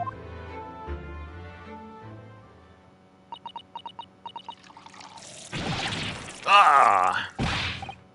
Good grief, Joan, be more careful, woman! It's like anticipating him saying something. Oh my goodness, sir, I'm terribly sorry, sir. Something doesn't add up here. They're both in cahoots, they both did it. It seems that the incident took place around about 5 in the evening. Did you happen to look out the window at around that time? The window? Yes, we noticed that the window over there looks out over Briar Road. The incident took place on the pavement just far on the side of the street. Was there anyone suspicious loitering nearby? 5 o'clock is dinner time in the Caribbean household. So I'm afraid I don't remember seeing anything. How about you, Joan? No, sir. It would have been dusk outside already at that hour. And with the fog as well, I think it would have been quite indisposable to see the other side of the road. Oh, I see. Did you notice anything else out of the ordinary then? Such as... anything at all, even if it seems unrelated. Well... yes? Was there something there? Well, there's nothing particularly significant, but around about that sort of time here or there... ah! Exactly.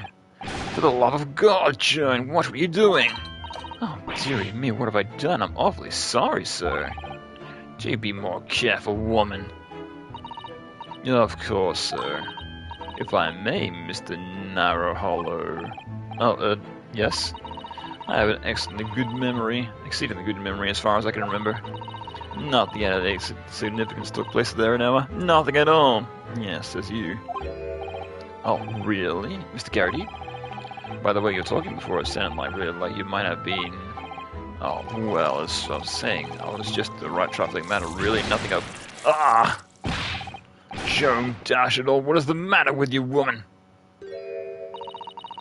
Begging your pardon, sir. Nothing happened. Yeah, exactly, it's like, you shut up. Don't say a word.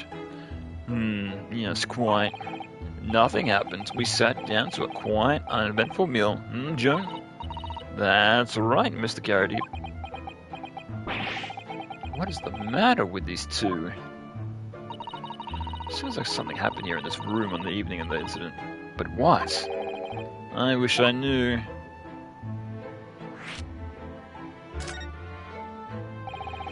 Could you tell us about the floor of which floor Mr. Natsumi's room is on? Why, certainly, just below us on the first floor. And Mr. Sherm's investigating there, even as we speak? Yes. Told me Natsu's name, had asked him to look into the matter, so I gave him the key. Mr. Natsume has engaged Mr. Sherm's services. That's a blatant lie. Would it be alright if we also had a look around?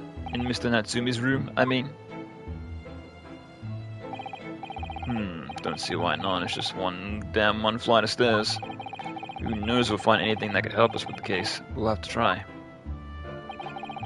We need all the clues we can lay our hands on, shall we? Yes, and while we're there, we can speak with Mr. Sherms again. Perhaps he'll be able to tell us more. Okay. Well, we'll finish looking around this room then, and we'll go from there. That looks like a Medal of Honor, and it's showcased on a very grand banner. Yes, that's displayed with some pride, I would say, although it bothers me that it's not straight. What? That old thing? Sorry? I should be glad to see the back of it, and the general will turn in his grave if I disposed of it. The wall's the blessed place for it, keeps the bally thing out of my way. So it's just polished through a shine by accident, I suppose? There appears to be an inscription on the medal itself. Look. Let me see. It says, for distinguished participation. It's like, hey, you were there. I think it was, I used to do little athletics as a kid, which was, it was like more or less just trying to get kids into sport, and I was terrible at everything. I was not good at anything. I remember I always came like last in like whatever I did. And I remember my dad used to take me like every single weekend. I used to hate going there. But I remember they gave me like a trophy, which was like for participation, and was more or less like a glorified like, hey, you tried trophy. But I remember they misspelt my name on it, so I was like, oh, you guys don't even care that I was there, so it's like, oh, thanks. Sounds like the kind of honors that even I could be in the line for. Well, then one doesn't like to blow one's own trumpet, but I was given that for my time in the army. Can't measure an officer by the number of medals to his name, of course. Common knowledge in the military circles. Uh-huh. That portrait of Mr. Carradine was glaring at me, I swear. Just gotta legally change your name, yeah, exactly. To match the trophy, yeah, exactly. It's really me, guys. Yeah, I think I got that trophy around here somewhere. Yeah, somewhere around here. Yeah, I think I showed my old roommate that, and he's like, that's hilarious, you gotta keep that. And I was like, yeah, okay, I guess. Yeah, but it's somewhere around here. I don't know.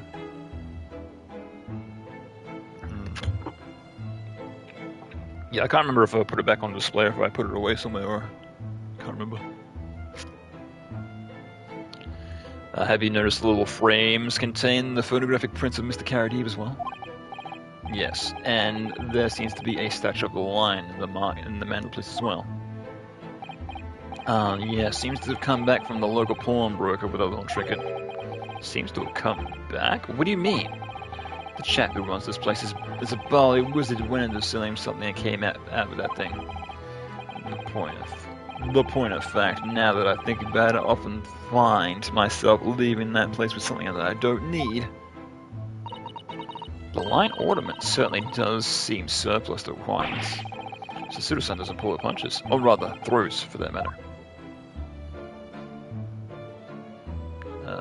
Look at that one. Look at the lion. No. Look at the fireplace. No. That uniform looks fairly ancient, doesn't it? It's clearly been well looked after, though. Let's put a uniform up on the wall to gather dust forever. That old thing, not much better than rags, really. Oh? Wore that ceremonial garb my retirement bash, you know. But I'm not one for dwelling on the past. Me would have gladly thrown it out, but you know how it is. Anyway, it doesn't hurt to have the old piece of memorabilia laying around, does it? Oh, I see. Perhaps we should leave the past in the past. Look at this gun sword. What's it like? It's like... No, that looks like a sword, I think. Yeah. Look at these giant shells, oh my goodness. Let's get a couple of tank shells just hanging around. Are those mortar shells? They're enormous!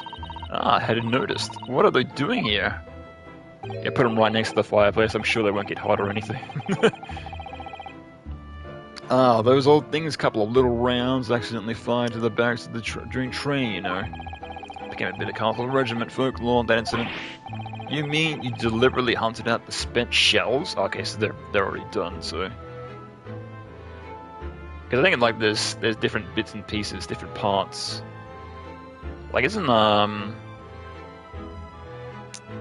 there's like certain things with bullets, like some of it disappears, like when you fire the bullet. So it looks a bit different to actually going in the gun.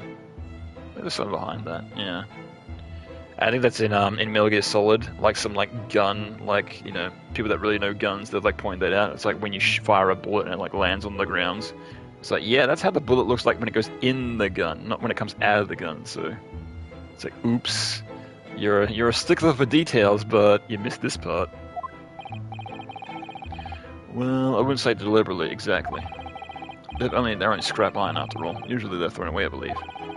But you never know when things might come in useful, do you? Useful? Well, what exactly? Yes, well... Joan here did manage to knock one off the bally things on my foot the other day when she was dusting. Oh no! Hadn't shed a tear since 1869 before then, you know. Maybe reconsider throwing them away? Just being heavy for the sake of being heavy. Look at the cannon, I guess. I think that's the last thing I can look at. Oh, can I look at these books? I can. I notice you have a pile of books here, Mr. Carradine. Do you enjoy reading? Ever experienced a London winter, boy? The nights are long. No better way to pass the time in front of the fire than a jolly good book. Yeah, I guess there wouldn't be much in terms of entertainment. Like, I'm not sure. Would the radio have been invented by this point? I think so. Yes. Though I think this is pre-television. Although, yeah, the first TVs came out in the 1950s, right? And this was past then, so maybe. But it probably wouldn't be too common. Oh, there's a copy of Rant magazine here, I see. No advantage, the Carradine enjoys the adventures of Sherlock Holmes too. The great detective has a great many followers, it seems. Look at this cannon. It's a full-size cannon. What's it doing in here? Oh my, it's real. I thought it might be a replica. That old thing, that's a little more than a toy. Sorry? That arm was good at selling it off when I retired, so I just decided to give it a new home. Never know when the enemy might attack next. Jolly useful to have a cannon about the house. Yeah, I'm sure that it wouldn't be... Like, if a burglar was coming to your home, I'm pretty sure that a cannon wouldn't be the best thing. Difficult to aim and even more difficult to fire, like by yourself. Yeah, I don't know about that. Really? It isn't overkill? Be prepared, I always say. You never know what is the twisted world is going to throw at you next, boy. Do you think there may be trouble brewing, Mr. Carradine?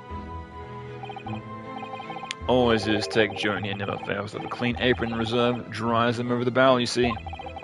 They dry very well in the cannon here, Joan tells me, which rather proves my point, I feel. It's been reduced to a drying rack, and no wonder why a huge cannon here like is hanging over the head in shame. Yeah, I guess. It was just sitting there, it's like, yeah, why not?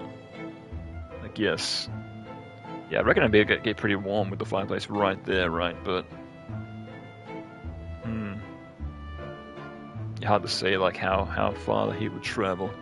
Anyway, how do I move about, or do I have to look at everything? Or do I talk to them, and then I get the option to move? No? History. Maybe I do have to look at everything in this room before I move on. What else we got?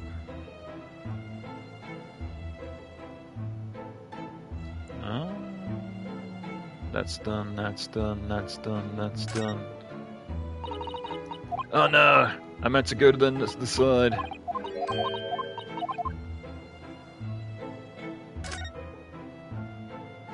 A candelabra? Sure. This old candle holder looks a little out of place in it, wouldn't you say? Yes, you're right. It's clearly supposed to be gold, but it's almost going to be black for some reason. What? It's orange. What are you talking about? That old thing. Yes, the cheap piece of ironmongery gimmick, really. Oh. Used it when I was studying, don't you know? For my commission. I know it's old, hardly worth hanging on to, really, but, well, still has its uses sometimes. Of course. Does everything in this room have some elaborate story behind it? They're memories, Mr. Naruhodo. Memories. Oh, still more? Jesus. Sure. What else are we looking at? I think it was in one of the Ace Attorney games. You could like scan the room, and you could like, you know, you could see like what you've looked at and what you haven't looked at. I think that was in one of the games.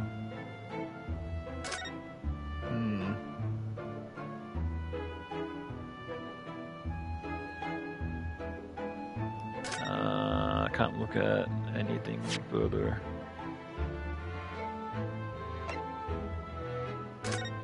Examine. Oh, okay, right. Whoa, magnifying glass.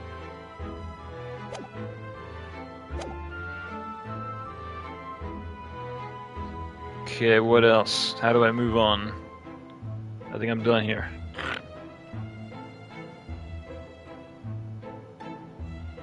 Looked at that, looked at that, looked at that, looked at that, looked at that. Yep.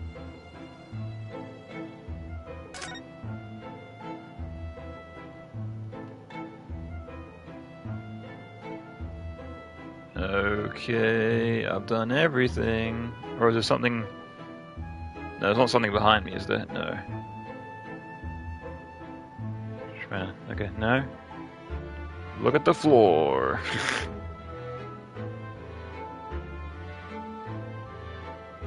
Really? I can't. Oh, wait, no.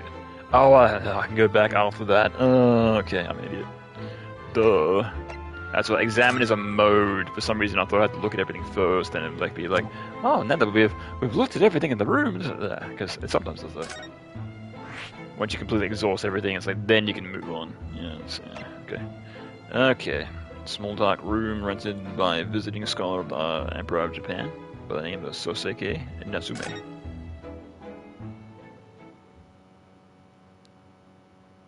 Well, I think a couple of books was an understatement. He's only been here for a week. My goodness. Ugh. What's your renting history like? Why? Just look at this place. And smell it. It's musty in here. I suppose it's the mountains of old books that are responsible for that.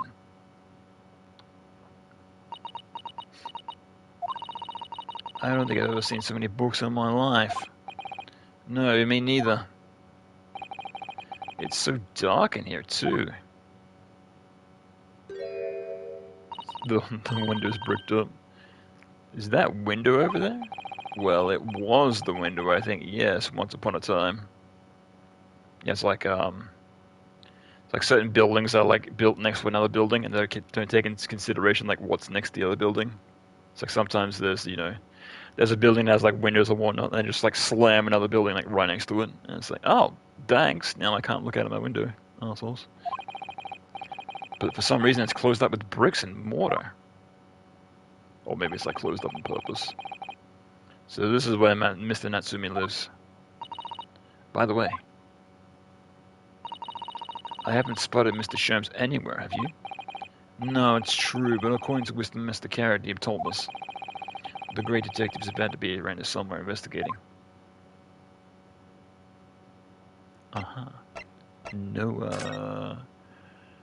No sounds, no nothing. Mr. Sherms is supposed to be here, right? But where? I want to look at this cat. I want to look at this cat, and then I want to look at this cat.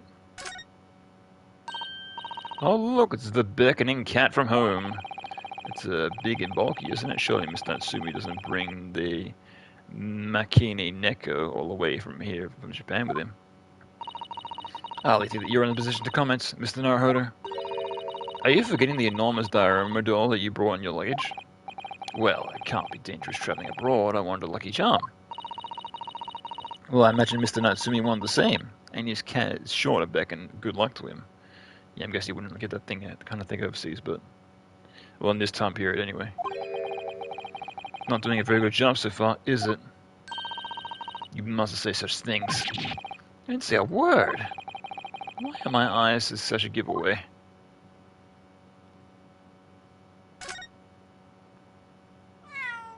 Tuh.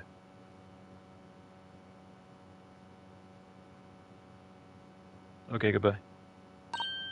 Oh my, what an adorable little cat. Perhaps he's looking after all the books while his master is away. That or, yeah, sure, let's go with that. I don't know about that. He disappeared into that pile of books as quick as a flash. Oh, that'd be great for a cat, though, like all these books. Because, like paper and cardboard absorbs heat, so... I'm gonna sleep on all these books. It was a tricolor. My K, wasn't it? Do they even have that sort of cat here in Great Britain? Perhaps Mr. Natsume brought his little creature with him from Japan. That's made me feel homesick now. Already? We've only been in this country for 2 days. Waste paper basket. Look at all these balls of paper on the floor. There are notes scrawled over on them, in English. Looks like the waste paper basket is so full they're just falling out. I think Mr. Natsume will be deeply immersed in his research, don't you? Are we thinking of picking up Stray, the cat game, for on sale at the moment for $29? Yeah, you should. Yeah, it's probably a game I'll stream eventually. It's on my to pick up list, for sure. Yeah, because I think the way they've done the PlayStation Store now is that you can you can follow a game or you can like watch a game, and then when it goes on sale, it'll alert you. So much like Steam does. So I believe that's on my watch list. So when it goes super cheap, it's like, hey, it's $10, it's $15. I'll be like, sure, let's do it. Yeah, but apparently that's pretty good. I'm not too sure how long it is though. Hey, let's look it up.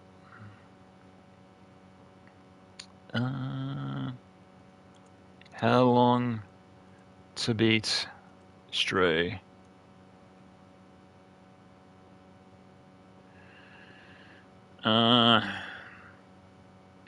5 hours. Main story and extras is 6 hours. The completionist is 10 hours. Okay, so not bad. Yeah, so it's kind of short, but I expected that. That's fine.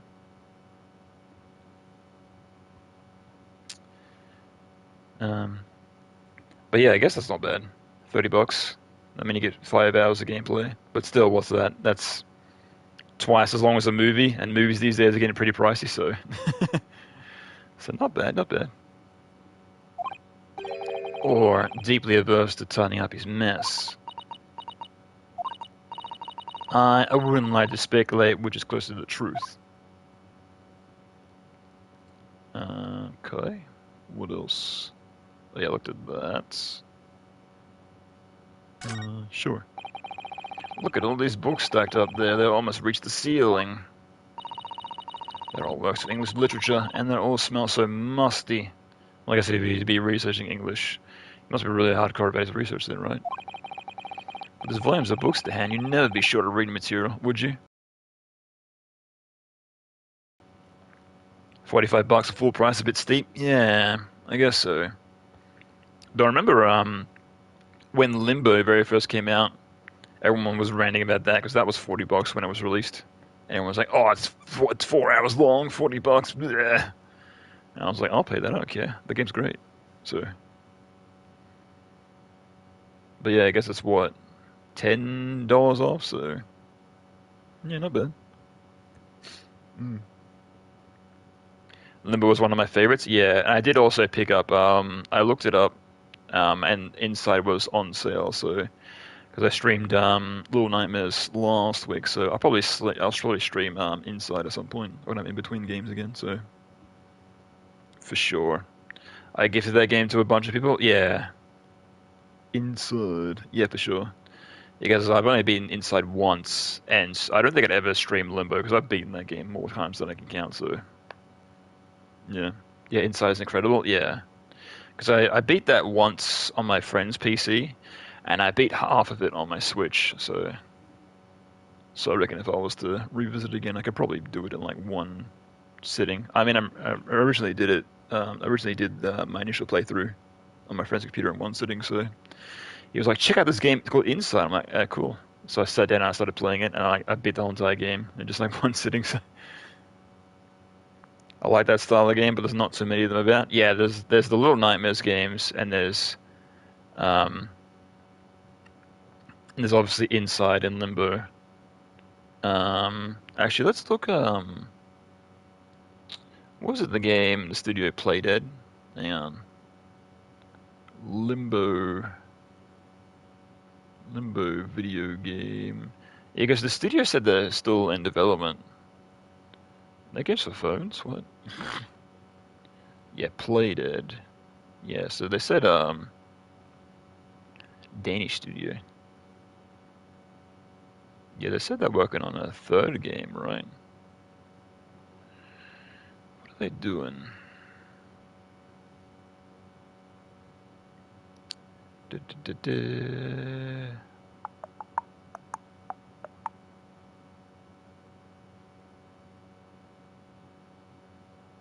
Oh, okay. Apparently they've been working on a game since 2020, so. Radio. But yeah, I think it was last week when I was streaming Little Nightmares. There was a person that came in that said that somebody from Playdead Studios, they split off and they made their own game. So it's kind of like in that, it's kind of like, kind of the same like vein of like roaming around and whatnot. I forget what it was called though. So can I find it? Can I find it? Hang on. Let's Let's see. Oh yeah, Somerville. That's right. Yeah, apparently like Somerville is made by some of the original developers, and apparently that's like in a similar vein. So if you're looking for another game that's in that kind of similar, um, yeah, similar vein, go for that. Yeah, not much info on it. Yeah, it looks like there's like no info. Two people running play dead, had a feud. Things went to shit. There, that might have been the two people that split off and when it made Somerville, probably. Yeah, who knows? Oh well. Well, if the game comes out and it's cool, I'll check it out. That's all I'm interested in. So, whatever. That's all right. No, what a dreamy idea. A bad dream, maybe. For me, at least. Mind you, I don't imagine the book that's on the bottom of the pile will be ever read again. Yeah, exactly. Like I think I've like got piles of manga over there which I haven't read. It's like I need to refrain from buying any more because like those are never going to get read unless I stop buying more. So Somerville looked great, but the reviews are terrible. Yeah, apparently the reviews are kind of mixed. But the guy that came in, he was talking about it. He's like, yeah, I really enjoyed that game. So I don't know. Maybe. Hey, if it's cheap, why not? If you can pick it up for a couple of bucks in a Steam sale, what are you really losing? $2 in your time? Hmm. Yes. So reading is an experience that comes in but once in a lifetime, just as tea ceremony teaches us. I certainly didn't expect the conversation to turn down a path of tea ceremony philosophy. You gotta move the cups in a certain order, right? Shenmue style. You gotta move this cup down and move this cup up and then wait. Right?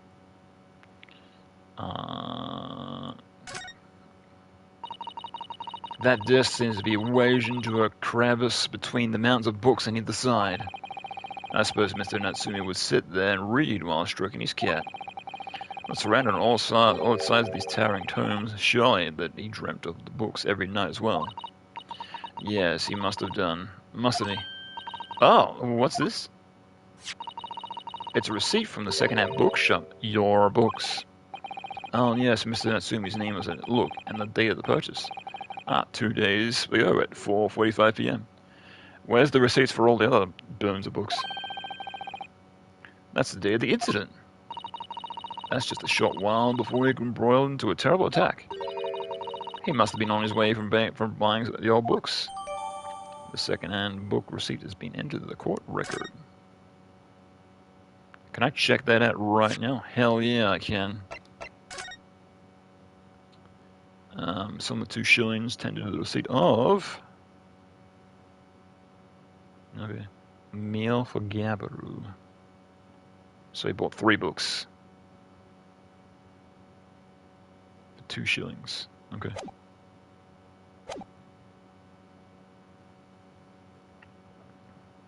There's a good game called Planet of Lana. People who made Somerville made it. Apparently the reviews are good. Looks good. Oh, looks cool. Planet of Lana. We got even more? More games? You guys making more games? Planet Alpha. Planet of Lana. Oh yeah, I think I've seen this. Yeah, 9 out of 10.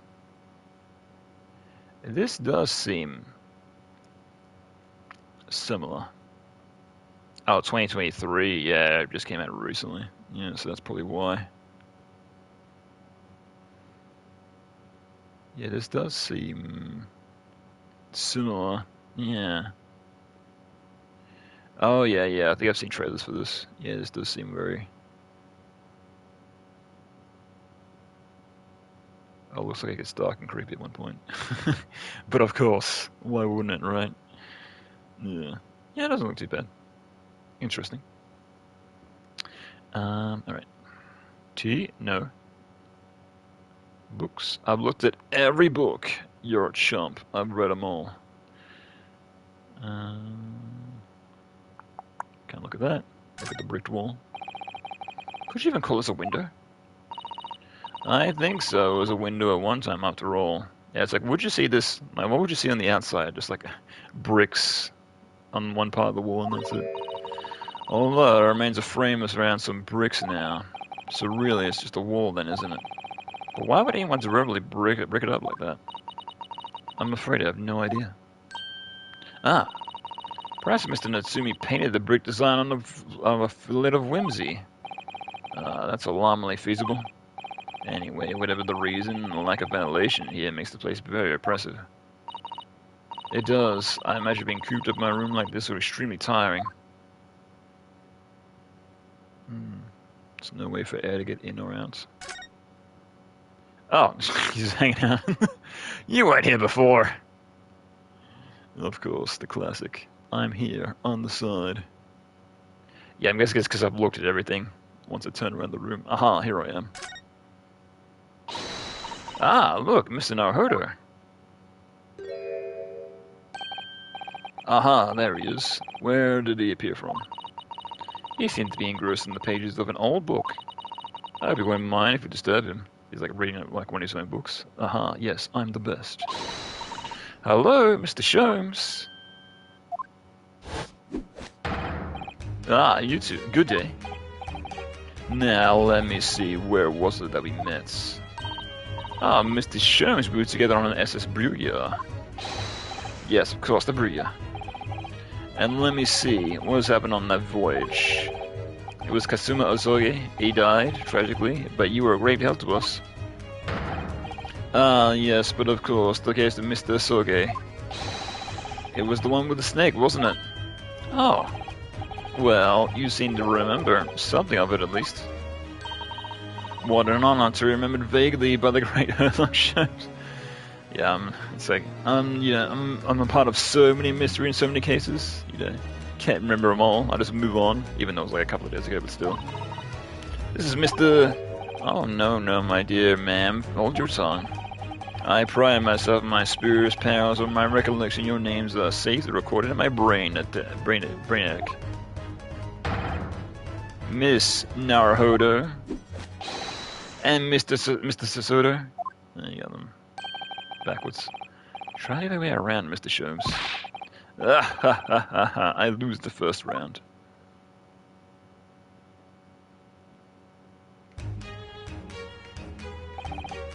In truth, I'd hoped to invite you both to my Baker Street suite the day I arrived in London. But some Scotland Yarders ambushed me at the railway station and whisked me away to the crime scene. Oh, it was an extremely trivial case, of course. I solved it in a matter of no more than 30 minutes. So they apprehended Soseki-san in that short of an amount of time. I'm afraid a persuadance of a new case has dulled my recollection of my past involvements a little. A little? The mistake to think that one's brain attic is elastic walls that could descend to any extent. I do my best to forget the useless facts, lest they draw elbow out the useful ones. Yes, those are my own words of infallible wisdom. From an adventure entitled The Study in Scarlet. Please, there's no need to quote yourself. I don't always remember my parts of wisdom, but unfortunately my associate pens them beautifully. He means Iris, I suppose. Mr. Sholmes, we have some extremely important questions to ask you about the trivial case that you just mentioned. Goodness, what an earnest expression. My dear ma'am, I should only be too pleased, and this murky room is an adept place to discuss the murky case. Sure, I'm out of here. Goodbye. Can I present this? Why not?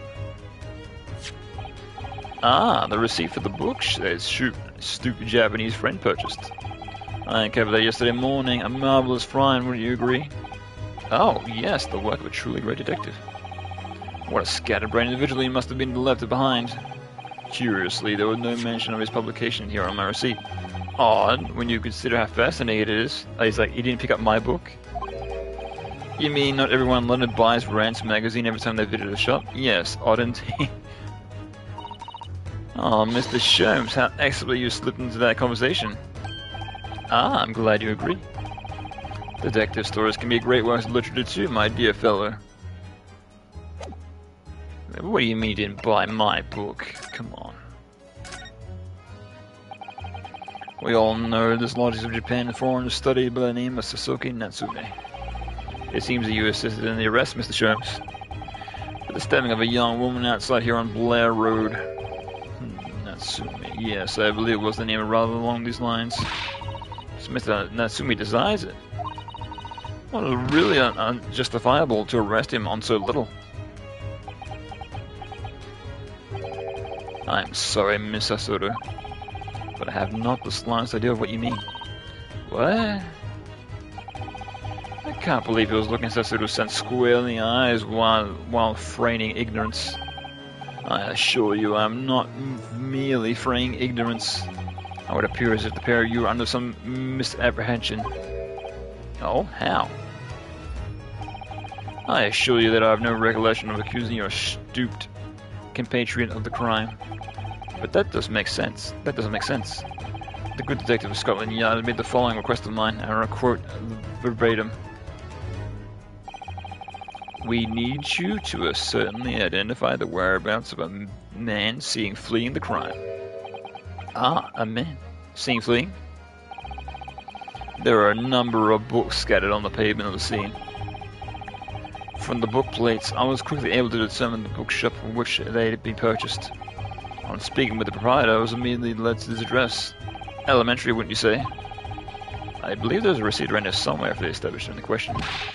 So you don't think Mr. Natsume is the culprit, then? No, I could not tell you. But it was aggravating my faculties. Hence why I returned here. However, this place is such a trove of fascinating books, I found myself quite lost in bibliography. So you just pick up something, you just get lost. It's like, I remember there was quite a few times where I was like cleaning up, cleaning up my room or like cleaning up around the place. So I just pick up something, it's like, oh, I haven't seen this in ages, and get distracted by something. So it happens. Same idea, I guess. Do not be deceived into believing thou art some man of leisure. No, no, no. Oh dear. Ah, tell me. Have you encountered the landlord of these lodgings? Yes, Mr. Carradine, a retired military man. It was the first time I ever met a soldier from the great British institution that is the services. And the first time I ever met a maid from Great British Institution, that is, service. Play on words. I didn't think it was that funny. Oh, that's better. I do apologize. As you may well be aware, many households in London employ a maid. Yes, I read as much as my Great Britain primer. And so, conversely, whether or not a household employs a maid has come to be betokened with the social standing of those dwelling therein. Betokened in the social standing? Sorry? Put simply, my dear fellow, those who employ at least a single maid are considered middle class. Those who do not are beneath that. Oh, interesting. You need to be like rich to get a maid, or I guess you have enough money to employ somebody of your own. But I guess if you were like retired, wouldn't it be too hard? In the upper echelons of society, of course, the households employ enough staff to constitute a large family. Goodness, how extraordinary! As you can appreciate, for those on precise boundary between the middle and lower classes, being able to afford just one maid is the first importance. I had no idea. And it is precisely that reason I find the great stimulation in the situation upstairs. Specifically in the retired army veteran, Mr. John Carradine. Oh? Affable as he is, the fellow is hiding something. Whether or not is opposed in the circumstances of his case, yet I am unable to ascertain. Yeah. Though I'm thoroughly lost on what he means to say. It's like definitely him and the maid. They're definitely trying to hide something, that's for sure. Unless he's like His tongue is kind of slipping and he's saying what he's supposed to say. Then the maid's like, no, don't. Don't. Maybe. This room is thoroughly suffocating my soul, my dear fellow. I assure you that any man who uses this law and dwell in a place such as this will stab somebody sooner or later. Yikes. Mr. Natsumi has stabbed no one. Ah, but sooner or later, as I said. I don't believe that's an issue here. About this dark little room, Mr. Sholmes. Why is there no longer a window? Do you have any idea? No window? Well, I mean, I can clearly see that there's a window of sorts. But it's been completely blocked off with bricks. Ah, I see. The answer to that question is quite simple. Window tax. Huh? The windows... Well, you have to pay less for less window. It's like getting rid of like bits and pieces of your apartment or your living quarters for paying less. Window tax? What is that? Surely, do not tax on windows? Precisely that. Oh my goodness. Until relatively recently, a tax was levied on households in this country by the number of their windows. Oh, I see. So he's breaking up the windows to be like, no, it's not there. So he has to pay less. I see. Those of lesser means, having an inherited, sizable, costly family home, perhaps rapidly close the windows up, while the rich open their windows here and there and everywhere, in an effort to carry flavor with those in power by furnishing them with large sums of tax money. When I was overseas, they had rain tax? What? So you had to pay more if it rained? What the fuck? It's like, you're not in control of that. That's weird.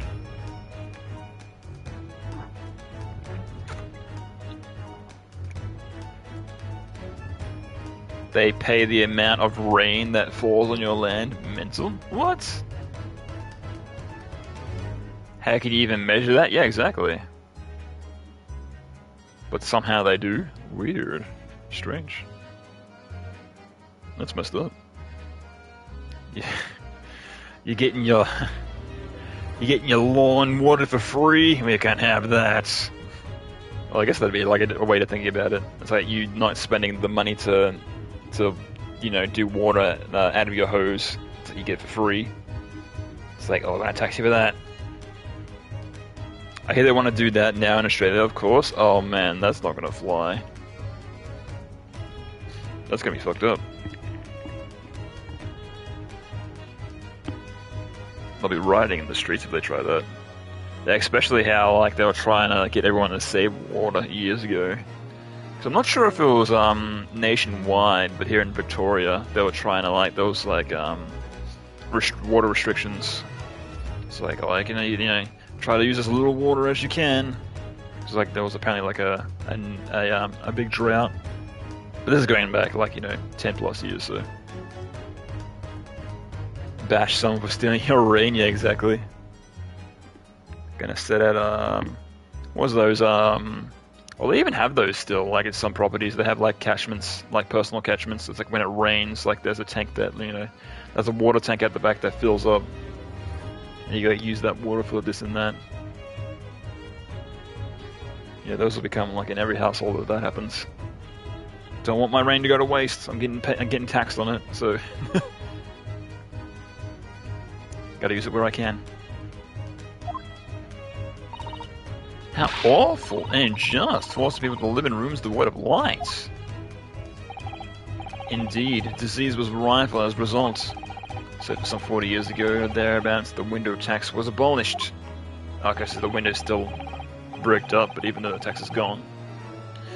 But its legacy remains, as you can see. The squalid logics, such as these, for example.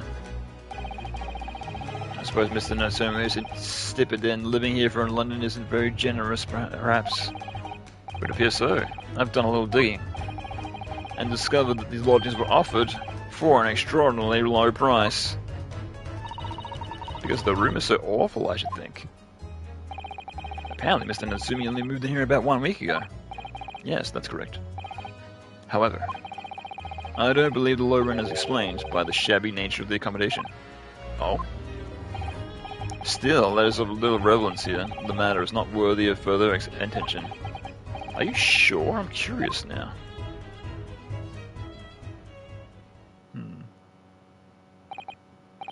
Well, I believe I've told you all that I can for now. Thank you, Mr. Sholmes. Ah, yes, Mr. Naruhodo. Was it not your intention to become a practitioner of law? You remember that, did you? Will I perhaps be offering your service in this very manner, I wonder? To the occupant of this room, Mr. Natsumi, was it? I'm not sure. Not sure? On what grounds? Well, I actually defended someone in court here only yesterday. Really? Well, then I congratulate you, sir, on a mission realized, and promptly too. The thing is, he's really made me question things. Am I right to believe in my clients? To trust in their innocence? Yeah, it was like the Willy Wonka-esque guy. It was like we more or less got him off the hook, but there was like a lot of not a lot of things that lined up. And more or less, the case was thrown out, and it was still on suspicion that he probably did it. So, yeah. So, but he didn't get off scot-free because he soon was wasn't here anymore.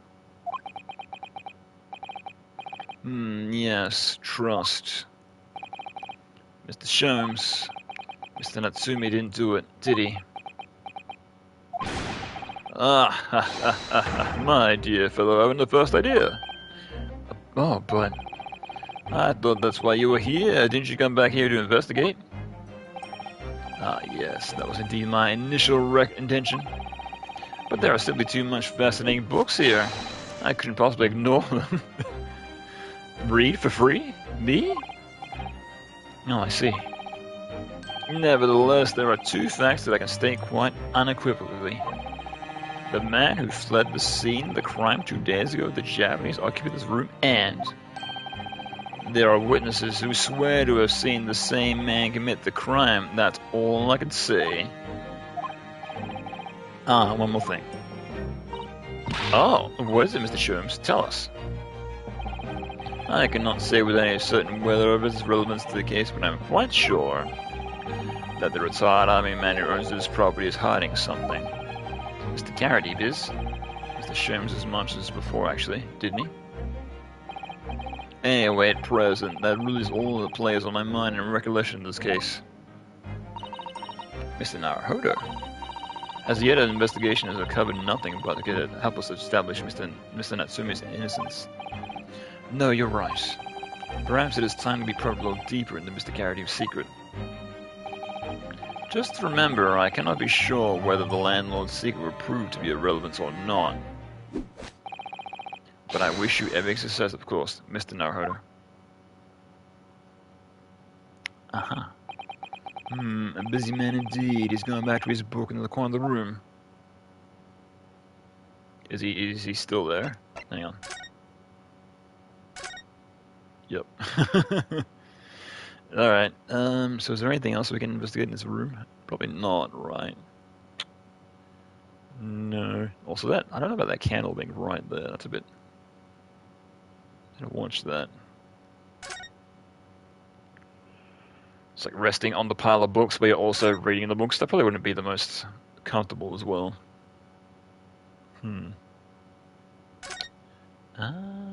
That it? That it. Okay. Where to?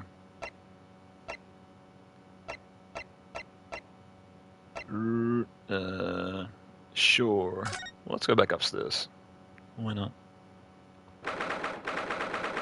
19th of February, Mr. Garadine's room. Ah, you pair again. Tell me, was the defective chap, I forget his name, still hard at work down there? Mr. Herlock Sholmes? Ah, yes, it rings a vague bell. All that detective business is really my thing, I'm afraid. Oh, isn't really my thing? Well, Mr. Sholmes is in his element down there. Jolly good show. Another cup of tea, if you please, Joe. I put too much in there now. Now then, why don't you tell me what? Ah! For the umpteenth time, when will you watch what you're barley well doing? Yeah, how soaked are these pants? I shall be serving dinner shortly, sir. Hmm? Ah, yes, of course. Frightfully rude of me, I'm afraid I shall have to ask you to take your leave if you'd be so kind. Oh, yes, of course. We are deeply grateful for your assistance. Not at all, not at all. Don't get much chance to talk with young foreigners like yourselves. It's been a pleasure. Best of luck and all that. Perhaps you could see yourselves out. According to Mr. Sholmes, Mr. Carradine is hiding something. Oh yeah, hiding something like behind that screen on the very right-hand side. Hmm. And since no other avenues of investigation seem open at this moment, perhaps we should do some digging. Ugh. Examine. Wait, is he? Yeah, he's right there. I saw him just like pop up. Yeah, it's like it wasn't there a second ago, but as soon as the room loaded in, he was like, his character model just popped in. Because obviously it was supposed to be off screen, but yeah, I'm not sure if it was supposed to be hidden behind this thing here, but yeah, unfortunately loaded in a bit too early. Because if it loaded in now and then it was revealed, I wouldn't have the faintest idea, but oops. Yes, I can't. Yeah, I still have no option to look at anything. Yeah, I've looked at everything. So, what's he doing over there? Mr. Sholmes. Aha, we meet again, my dear fellows. Good gracious, when did you sneak in here? Herlock Sholmes, sir, at your service. What are you doing here by the window? I am given to watching the evening sky as the sun sets, ma'am, madame. Yet sadly cheerful as the room downstairs undoubtedly is, lacks the aperture for such an observation. So I took the liberty of borrowing a small corner of space up here by the window. Here. Well, keep an eye on one's window at dusk is the prudent thing to do in London, I'm gathering. And one other thing, Mr. Naruto. Oh, me? I thought perhaps you might be in need of a certain great detective's great mind. Wait, he's not talking about... Is he? I didn't expect to be going through that again so soon.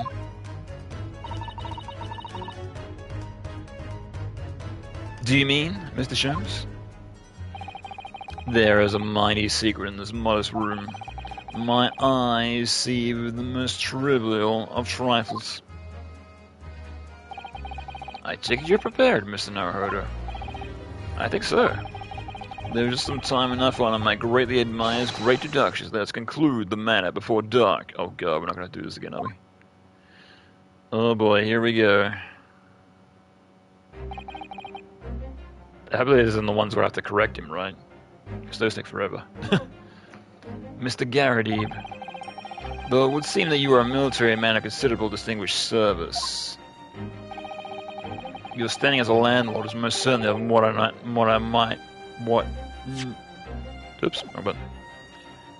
most certainly not what one might call first rate. I'm afraid, sir, that is all too clear to me.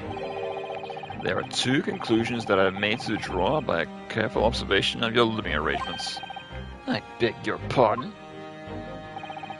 The first is that even as we speak, you are concealing the presence of a ferocious beast in your care. And the second is that as a result of the beast's violent rampage, you have lost something very dear to you. How do you come into these conclusions? Mr. Naruto, look! The old man's broken out in a cold sweat.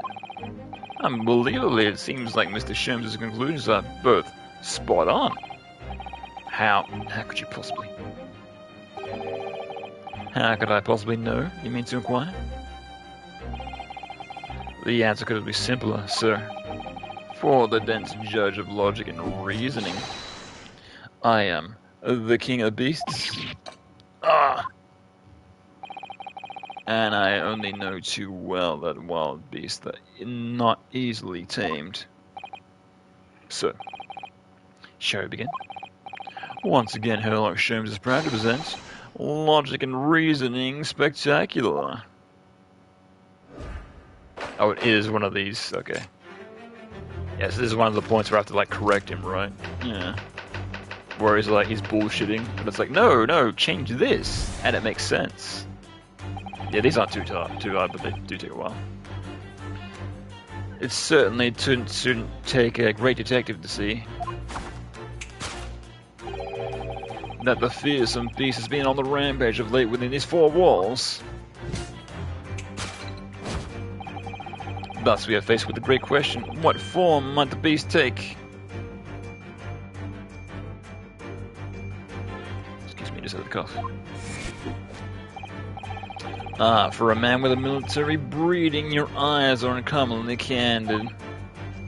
Aye. Your furtive glance, Mr. Carradine, leads us directly to the answer. The true nature of the beast is run rampant here is relevant to that lion statue. What? Yes, in order, though an army man, you appear imposing at least. The fact is fueled by your admiration for the mighty lion, king of beasts. What is this prideful, I ask you? In the end, your admiration became so great that, in fact, you for a living, breathing specimen, shipped from India, which you tried to keep in this very house. Yeah, this makes no sense. What? Oh, and what's that? He has a handprint on the other side of his face, I saw that. Yet living with such a wild beast proved to be more difficult than you imagined. The chilling traces of a wild rampage are still very much in evidence. Well. Yet as we look around, the beast in question fails to present itself. Where could this angry creature have disappeared to, madame? B? I pray that you do not consider me unchivalrous, but as plain to me with one glance in your direction. You're calling her a beast? It is? Your dress pocket gives a handsome clue on the beast's current whereabouts. From protruding from it is a handbill advertising the circus show. Ah! And yes, you ought to dispose of the terrifying lion, Mr. Garrity. At Batty's Circus. A travelling show currently spawning in the nearby park. I observe the tents. You sold the savage lion, sir, to the circus troupe. I most certainly did not. I believe I had made my point. The fearsome beast which rang amok in the room was an Indian lion.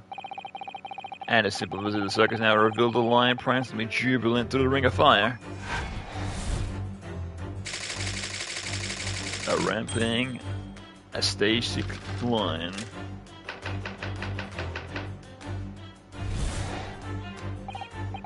Now, Mr. Carradine,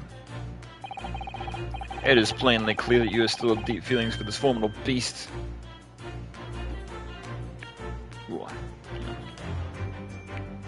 This way. For some reason, like whenever I sit down on this couch, for some reason my shirts always get twisted. For some reason. Yeah, I think it's because like the armrest is like right here. You can't see it, it's visible, but still. It's like just the way that the couch is like situated. Indeed, in that blithe post, the distress is lost that caused you this verbally tangible. Your head weighs heavy on the shoulders. The pain that you feel is being revealed by that supporting arm. And in the midst of tears, you let your beloved beast go.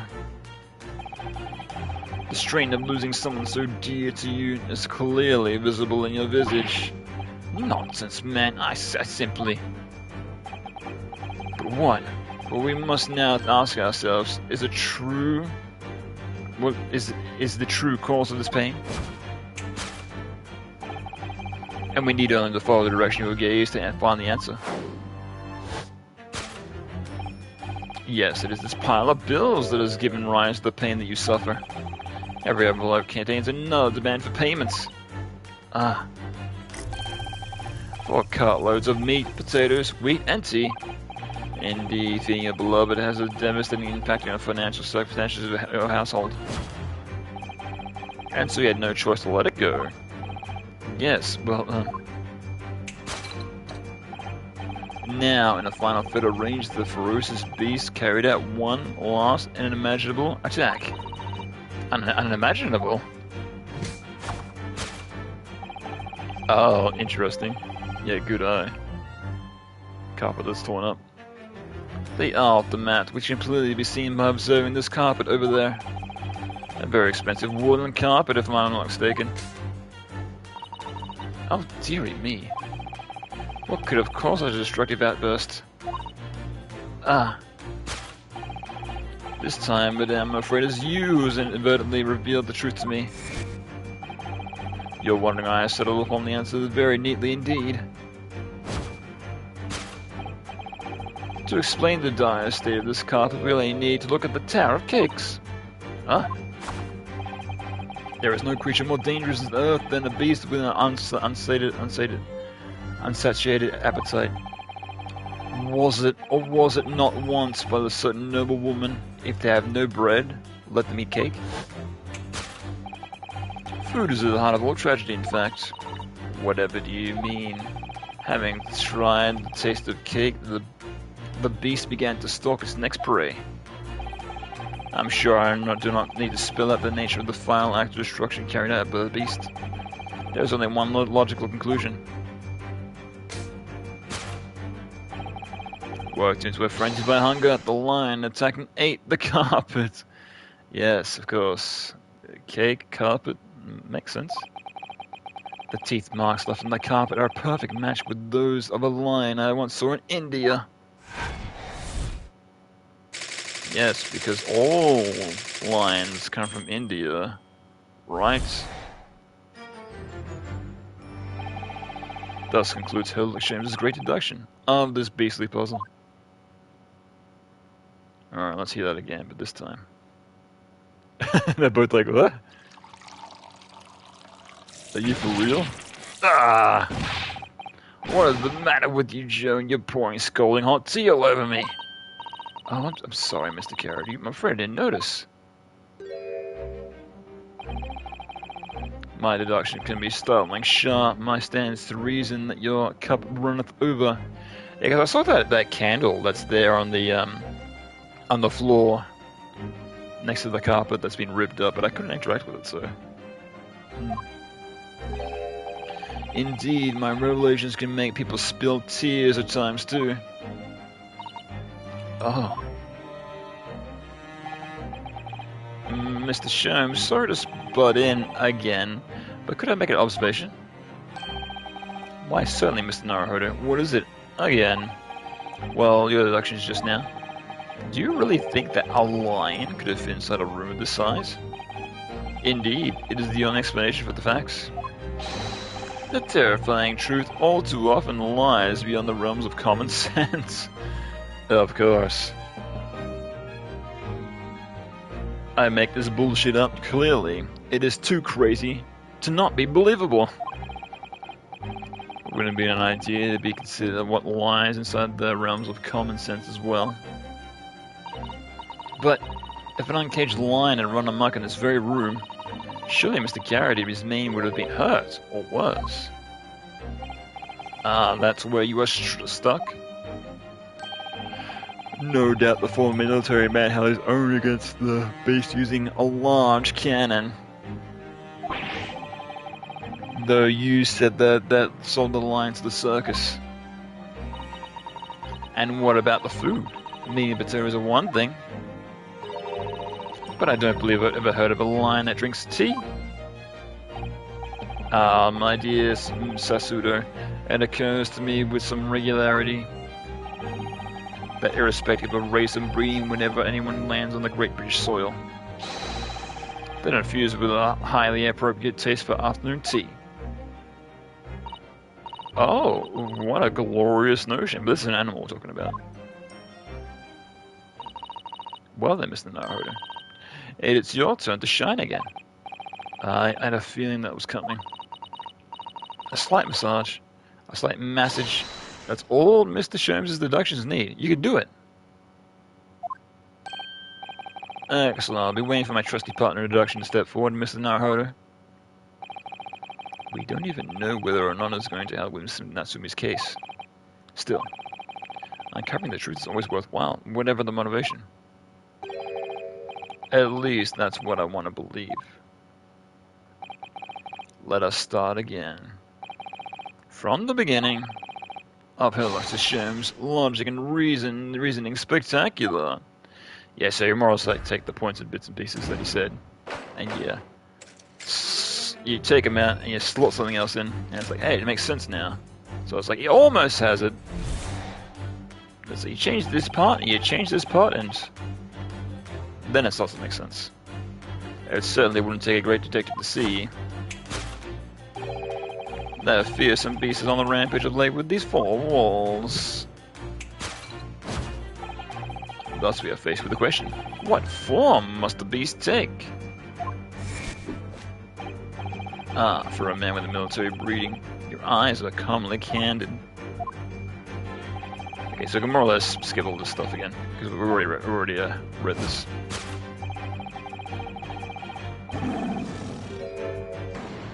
Yes, then we can change that, so lion statue. I don't really see the lion thing coming. No, but if you observe Mr. Carrady's reaction, it seems rather those that some beast did run amok here in this room. Yes, something with a very fierce nature. But it couldn't have been the lion transporter for India. So what was it then? We must follow Mr. Garradeep's gaze. That will lead us to the true answer. So can we spin this around? What? Mortar shells. Can I not look at this? Huh. So I can't even like look at his gaze. Like what the fuck? I could spin this around, but mortar shells? Maybe? Okay, I'll try it. Take that!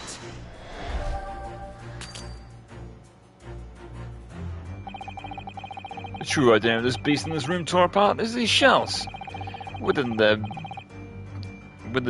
butter wouldn't melt accomplice the cannon. But war is good for nothing, it brings only destruction. Something we must all strive to understand. What precisely was your intention with that, Mr. Naruto? Just following with the natural projection of deduction. Sometimes the truth hurts. Well, the truth is you don't have the term for observation or deduction. Did that hurt? Yes. Oh, hot. I guess I was wrong.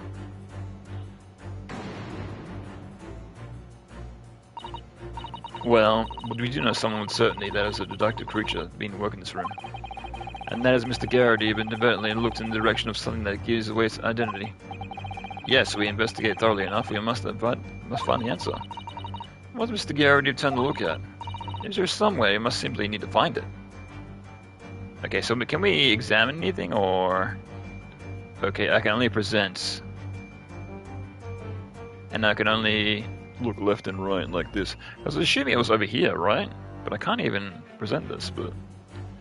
It's like, whatever's hidden behind here, there's some sort of significance. Photograph frame. Oh, I'm thinking maybe, yes. Because look at that artwork, that's very distinctive, so, yeah. Alright. Take that!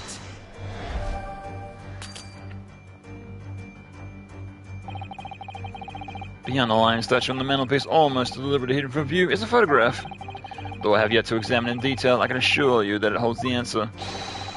Because I'm employing extremely advanced deduction technique called jumping to conclusions, you say? That deduction was wanting in every way. Yes, I was waiting for you to hear it. I'm quite proud of it. I find myself wanting to never have heard it. Quite pained by it, in fact. Oh, sorry. I'll try again.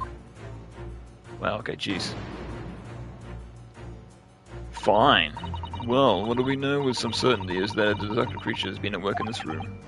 Okay. It's hard to deduce when I can just... Hang on. Actually, let me save. Oh, I can't. Hang on, could I? Oh, I can investigate. Oh, fuck. This again. When you can actually look at something, but it doesn't... Oh, okay. When it doesn't give you the prompts at the bottom where you can look at something, but it's like, hey, you can look. It's like, ugh. I hate it. I hate this game does that. What's this photograph? It appears to be from Mr. Carradib's wedding. It looks very happy, doesn't he? He does, but can you make out can't I make his bride? No, how unfortunate. Something must have struck it in the glass directly over the woman's face. I wonder what happened. Probably not the best to delve too deeply here. Newlywed bride. Mr. Garrity himself. That doesn't make any sense. Alright, hang on.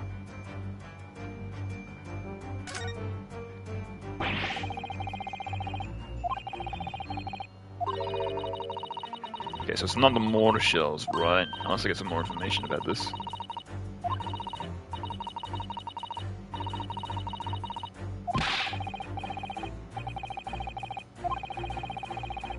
Yeah.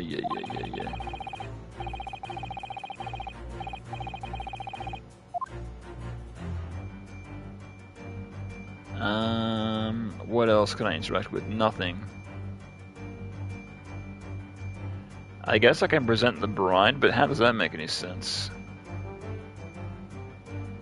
Because nothing else, unless I can look at the lion statue and like I can pick it up or something. Oh, isn't this lion statue Mr. Sherman's picked out? Yes, I wonder. Perhaps if you did live with a lion, it would prove to be rather a sweet companion. I think. That's like a mouse trying to tell its family that the cat is around the house is sweet. I suppose it's a bit of a fright of a fancy, isn't it? Anyway, the beast we're looking for is something else. Let's have a good look around. Okay, so it must be the photograph, right? Because it's hidden behind the statue. But I don't know if it will be the bride or Mr. Garrity himself. Sure, I'll try, I guess. Okay, apparently this is right. I'm not sure how that makes any sense, but okay. The true nature of the beast that is run rampant here is revealed by the newlywed bride. Precisely, Mr. Naruhodo. No explanation could possibly fit. I don't know how this connects, but okay.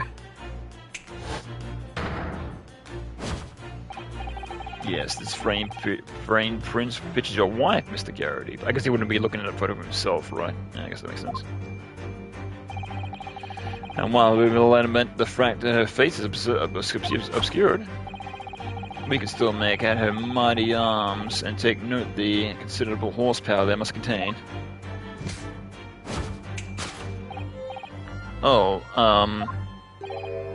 indeed, surely any woman of such power of constitution would be honored to be described as a beast. Honor might be stretching the point.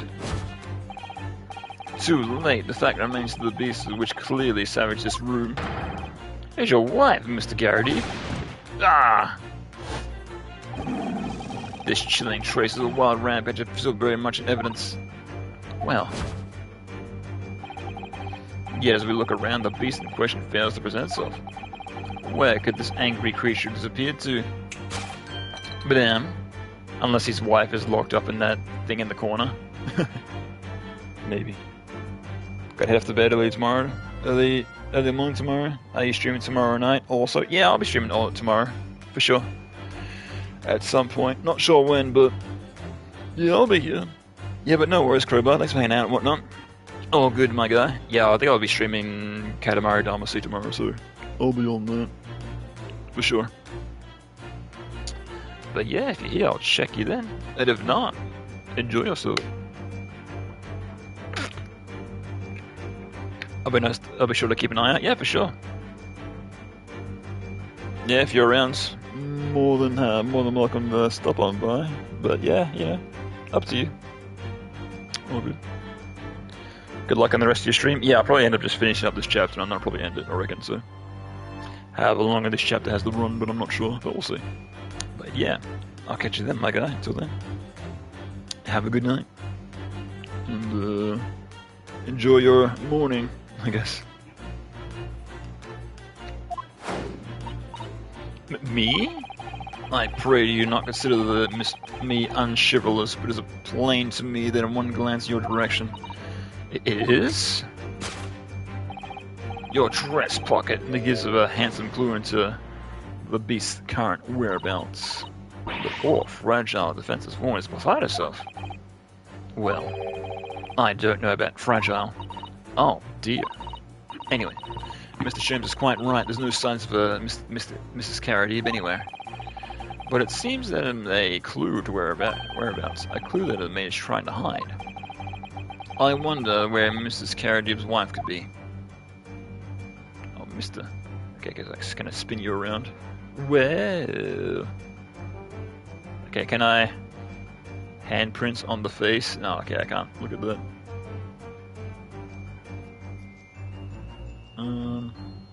Teapots. Ring? Wedding ring. Oh, interesting. So she's the wife? Take that!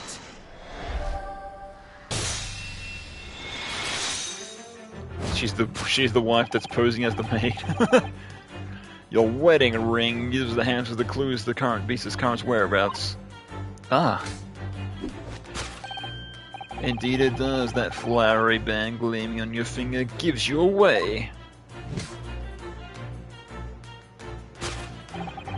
For it is identical to the one shown on the hand of Mr. Carradine's bride's photographic print.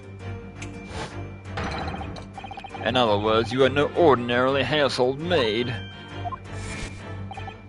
No. You are Mr. Carradine's lucky bride. You are Mrs. Carradine herself. Oh my word!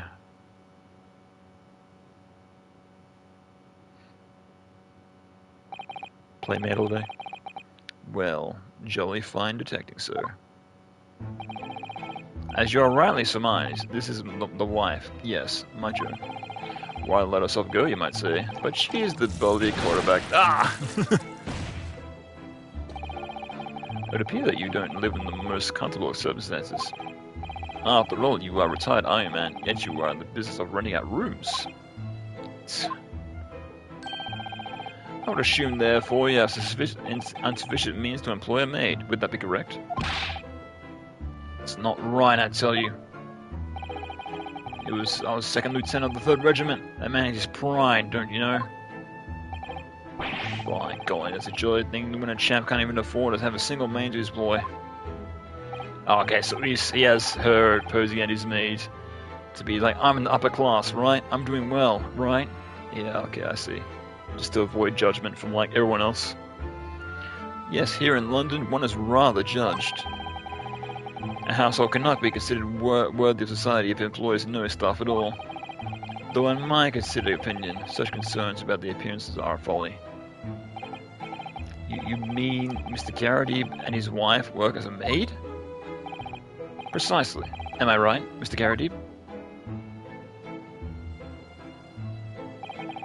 Only in company, obviously, but listen here. This must remain a secret.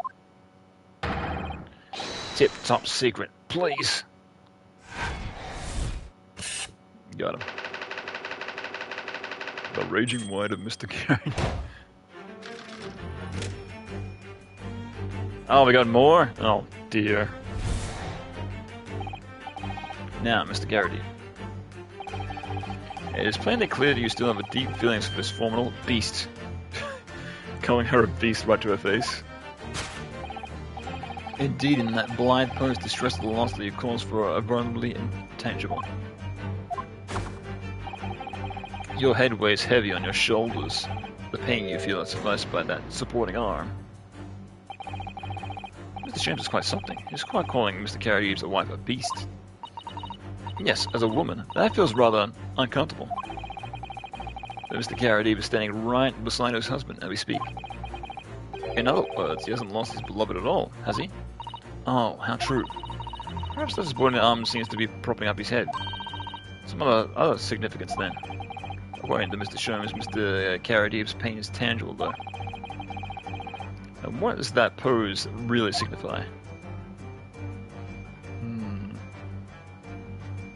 I think it's, yeah, it's the, okay, the slap cheek. Yeah, I saw that earlier, so obviously it's like to try to dull the pain. Take that!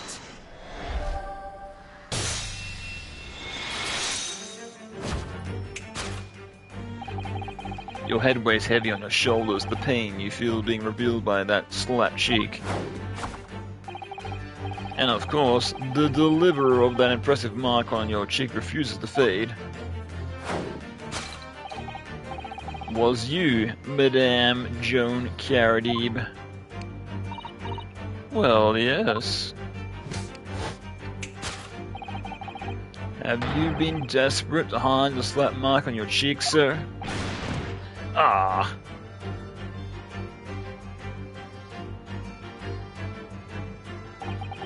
How the blazes did you work that out, man? Nothing escapes the notice of one trained in the art of observation, my dear fellow. That's why you haven't looked directly at us, not even once. To keep your other side from view. Well, Now, let us proceed to the next conundrum. Why subjugated to such a violent slap? In other words, we must ask ourselves what caused Baron Carradine to fly in such a rage. And will we need to only follow your direction or your gaze to find the answer? Yes, it is part of the bills that has given rise to any pain that you suffer. Maybe it's not the bills at all. Did Mr. Sholmes say the bills were all for lion fodder? Yes, but now we're established that the lion never existed.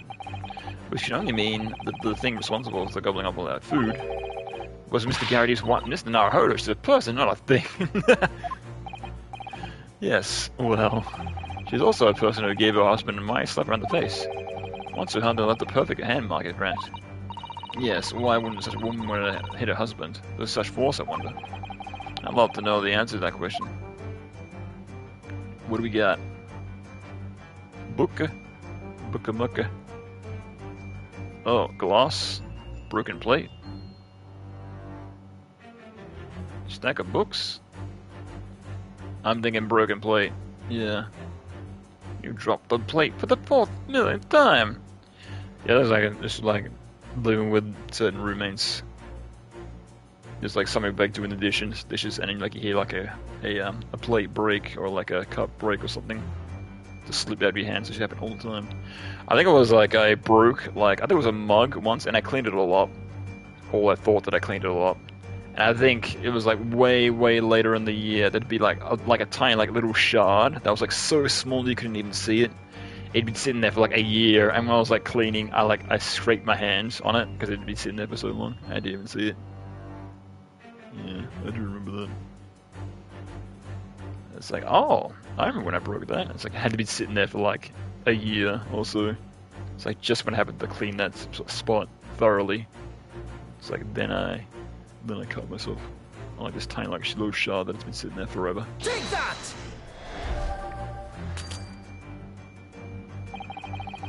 What causes the most pain to any man? The answer, of course, is breaking one of your favorite plates. What am I going to eat my dinner of now, you cry, but no one hears your sorrow. What precisely was your intention with that, Mr. Naruhodo? Just feeling I have a natural prediction of deduction, sometimes the truth hurts. Well, the truth is you do not have the turn for observation or deduction. Did that hurt? Yes, a lot. Okay, so it's not that. So it must be the bookmark then. Yeah. Got it. Skip. Ah! Okay. Oh my god, let me fucking...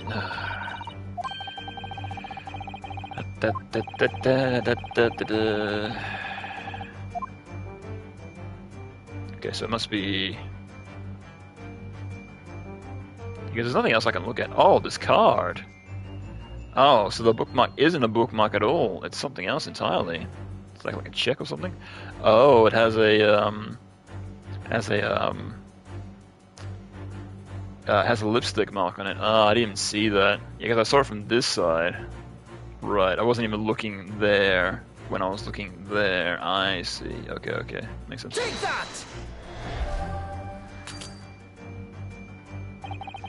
What causes the most pain to any man? The answer, of course, is dropping your bookmark and losing your place in a book when you're not reading. Or worse, dropping someone else's bookmark and getting a slap for it. This particularly conceived logic leads you to this mindless conclusion. Oh, well, it's supposed to be logical and reasoning to spectacular, so I thought I'd contribute to the show. This is my show, Mr. No-Hoder. You can't perform the particular experiments on your own stage. Sorry. I guess I have to look at the lipstick mark. Oh, I guess I have to investigate it first. Ah. Fine. That's right. I forgot you can like look at shit before you present it. I can see it from here though. Fucking stupid game. Alright. Ah, so I must be reading this book at the moment. There is a bookmark here. Look. Mr. Carrot was clearly an avid reader. Oh, but wait a minute. I don't think this is a bookmark. Oh no, it isn't. It's a note written in this woman's hand. Oh, James, I love you. Yours, Mary. James. That is his name. And looks next to the signature here. Lip marks. Maybe lipstick. Oh, what a passionate and romantic gesture. I don't get any ideas, says her son. Oh dear, I'm sorry. So this bookmark's actually a love note then. Interesting. And then, okay. Then it changed to love note. Okay, fuck you again. Fine. Take that! Stupid. Yes, this love note that was given rise to the pain you suffer. Oh, James, I love you. Yours, Mary. Passionate indeed. Oh, now she's pissed. Perhaps the slender of this note, a certain Miss Mary, is the fly in the ornament here. Ah! Slapped him again. But I don't know the Barley Woman. I think it was there's a video online. It's a YouTube short or something like being like, I'm so bored, so I sent a bunch of flowers to my neighbor Steve, and I left a note saying, I still miss you, kiss, kiss, kiss, Karen. And like he goes over the window, you can like hear the shouting. It's like, oh, I think that's his wife yelling at him right now. I'm sorry, Steve. I was bored. I love that.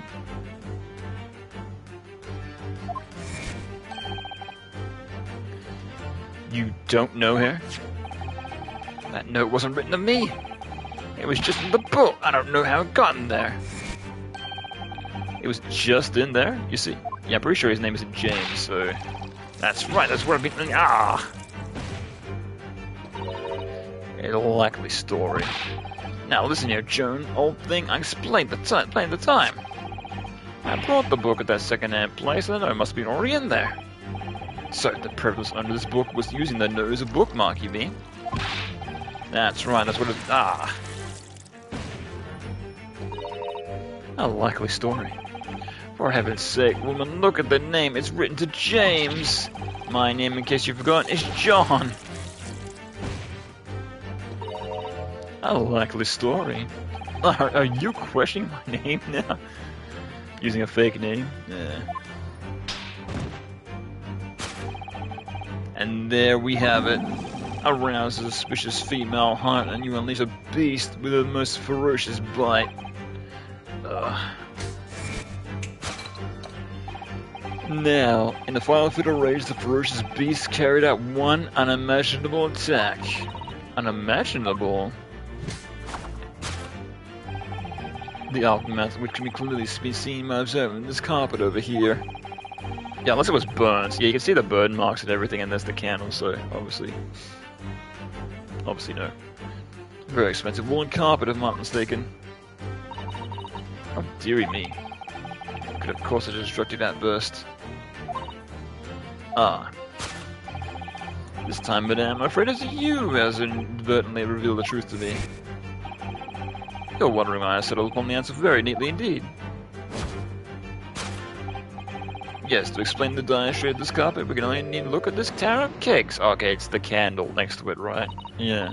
Because there's one candle wick on the floor and that's missing from the candle, right? Yeah. Okay, so that's probably why I couldn't look at the candle on the floor before earlier. Right. But surely Mrs. Garrity didn't eat the carpet. No, of course not. There seems to be any doubt that the state of disarray in this room is a result of a wild temper. No, that's true. So, the last part of Mr. Sholmes' introduction we need to fix. We don't need to follow Mrs. Garrity's gaze, and that will lead us to the real answer. Alright, let's see what we can see. Yes. Yeah, it's gotta be the candlestick, right? Yeah. Because I can spit it around, but obviously there's nothing else I can look at, so... Can I actually... Let me investigate this candlestick first and not present it, because I'm up to one last point, so I don't want to fuck this up entirely. Looks like a very old candlestick, doesn't it? The base looks too small. Sure, it's very unstable. It looks to me even the slightest knock would make it topple over. Right. Oh dear, that would be dangerous. Wait, take a look closer to this. There's one candle missing. Yes, didn't even notice it before. I do. Why is that, I wonder? Why is one of these candles out of three missing from his holder? Oh, can I look at the candle on the floor? The carpet here has been ripped to shreds. Yes, according to Mr. Sholmes' deduction. The tear is made by the Indian's lion teeth, exactly. Oh, and look here. What is it? If you look closely at the edge, you can see the scorch marks. Oh, yes, so you can. In that case, perhaps the carpet wasn't eaten in the normal sense at all. Eaten by fire. Let's rethink this within that mind. Okay, so I got those both, so... Yeah, so I can't look at the candle on the floor at all, even though it's plainly there. Yes, okay. I got candlestick, right? Take that! Thank you. Phew. Yeah, if it penalized me for that, I'd be like, for fuck's sake. Video game, please. Yes, to explain the dire state of this carpet, we only need to look at the candlestick. Most illuminating, my dear fellow, and of course, the only possible way out of this logical labyrinth. Yes, the reins of the ferocious attack in which the carpet was devoured was clearly visible. Yeah, now we can look at the candle. Indeed, there were. The scorch marks at the edge clearly give the truth away. Scorch marks? Yes, of course, we wouldn't pick the candle and stick up after the fire is gone, just leave it there. It would appear that this room was the scene of a little martial altercation. Mr. Garrity's mighty arm muscles left an impression not only to her husband's face, but on the entire room. The force of her strike caused the candle to fall from the holder. And in seconds, the carpet was alight, the whole core of the room in flames. Yes, but the most ferocious beast in this world is neither a violent lion or a vengeful woman, but fire. Fire. And in this room, the ferocious beast bared its claws and ran amok. Eloquently put, my dear fellow. As you can see, there is only one conclusion here.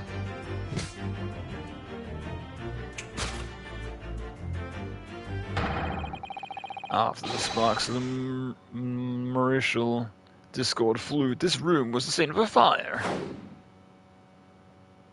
Got him. Oh, he's pretty nice. Oh, he's getting up.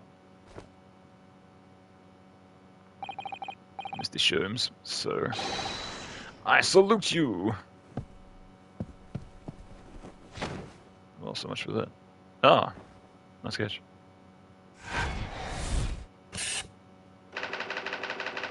Carpet scorched by a small fire. Nice. Complete.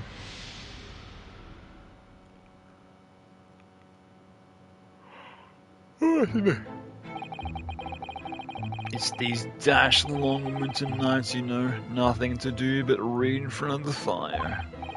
Luckily, there's a jolly good second-hand bookshop just around the corner. Buy all my old novels there.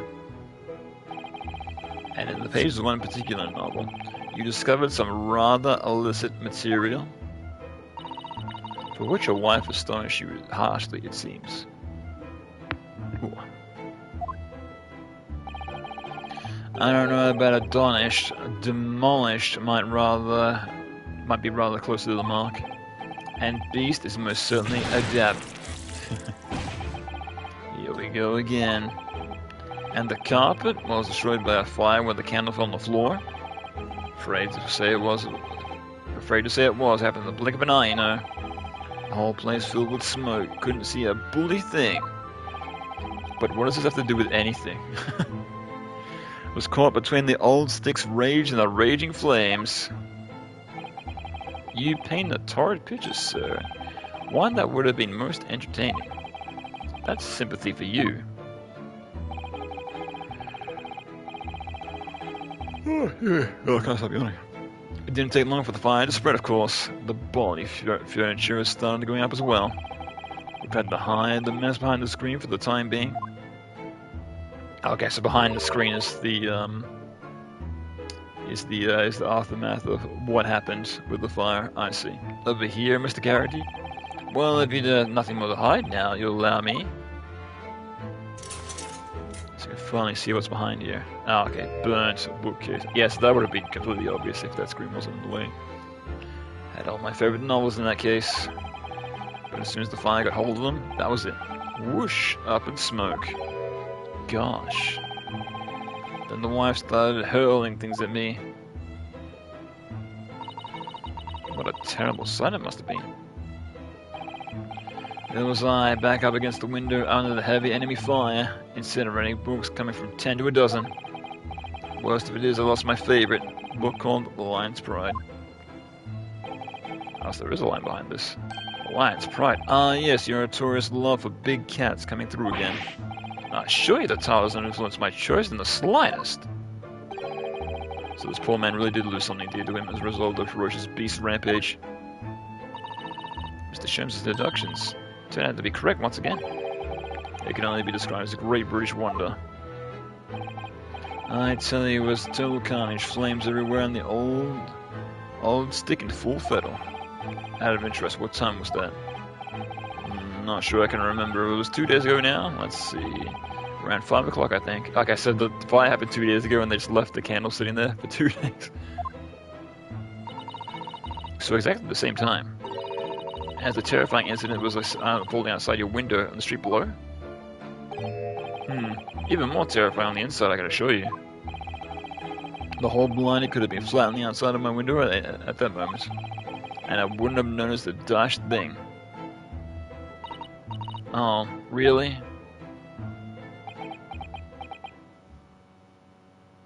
Right. Yeah, so they're busy in here, they wouldn't have noticed anything outside. Regardless, they couldn't have seen out the window anyway. Because what they're saying, it was extremely foggy, right? So...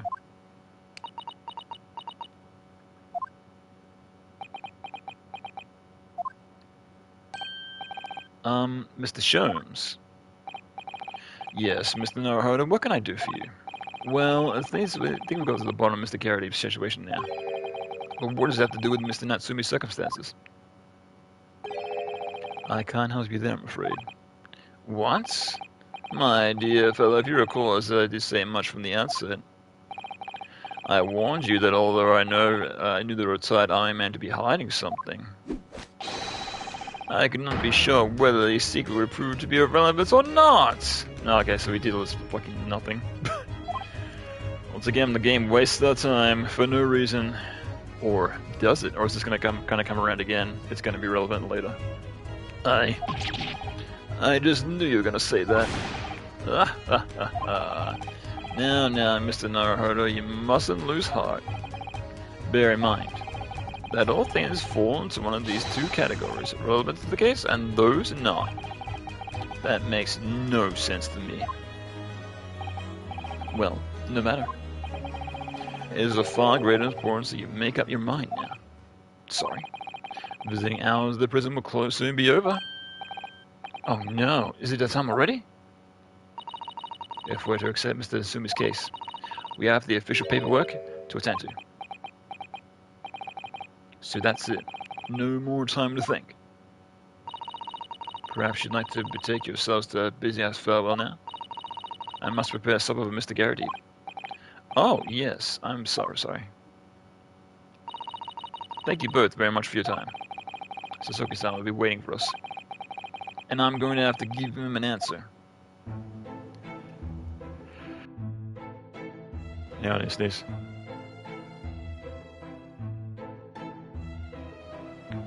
Never mind, it went away. I just felt like I needed to sneeze.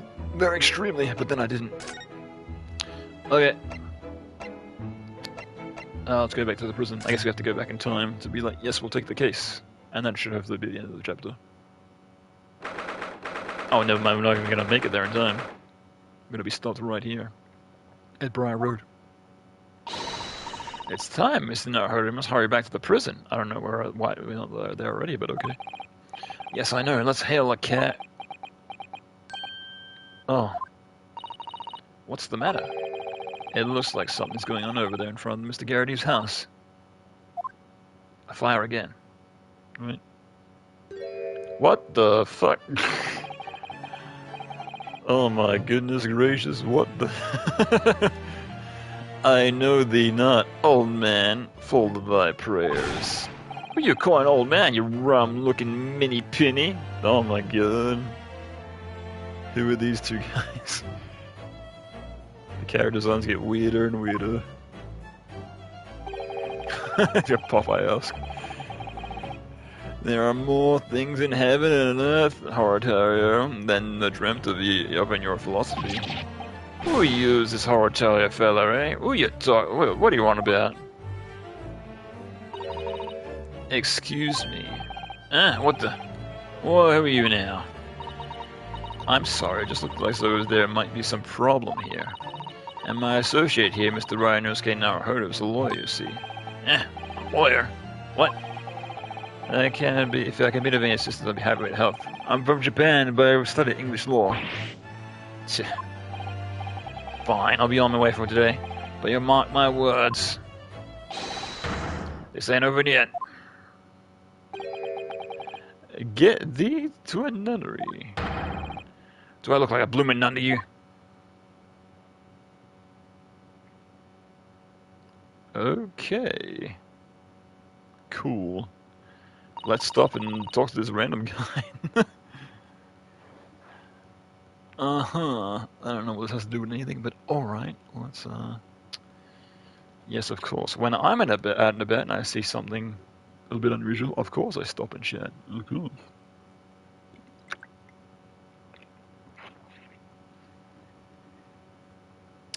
Alright. I do hope you're not injured. Oh, fair Eastern maiden, thou art so gentle, thank you. What was that all about? There are more things in heaven and earth, Horatio, than dreamt of in your philosophy. I'm not Horatio either. Forgive the inquiry, sir, but... An inquiry. Are you a lodger here, in the Garrity residence? Oh, fair Eastern maiden, thou art so right. Yes, I do dwell in this humble abode. I guess he's the guy that's... Is he the guy on the base floor, or... Yeah, the guy on the bottom floor. Mr. Garrity mentioned that he had another lodger, didn't he? This must be the man. Do you happen to know the other lodger who lives on the first floor? Ah, yes, a gentleman named Natsume. Oh. More worthy a polemist in my battle of words near. Could there be? Sorry, battle did you say?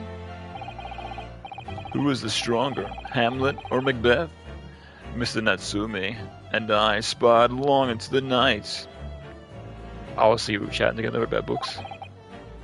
I see. I don't fully understand, but it seems like Mr. Natsume and this gentleman are acquaintances at least. So, fair maiden, so, good gentleman, I can tarry here no longer. Fare thee well. Rightio. I'm sure he totally won't appear later. I really didn't understand him, but I think he's returned to his room. It seems like he's unaware of what's happened to Mr. Natsume, so he can't really help us. With Sasaki saying that man is lodges, the garrity of house is certainly full of eccentrics. Anyway, I'll go find a carriage. Yes, I'm sure Mr. Natsumi is eagerly awaiting our return. Let's hope we can get into the prison before visiting hours are over. Yeah, what were we saying about hurrying? Yeah, should get on that. 6:31 p.m. local prison, cell 9. Yeah, 6:31 p.m. Visiting hours are pretty late, it seems.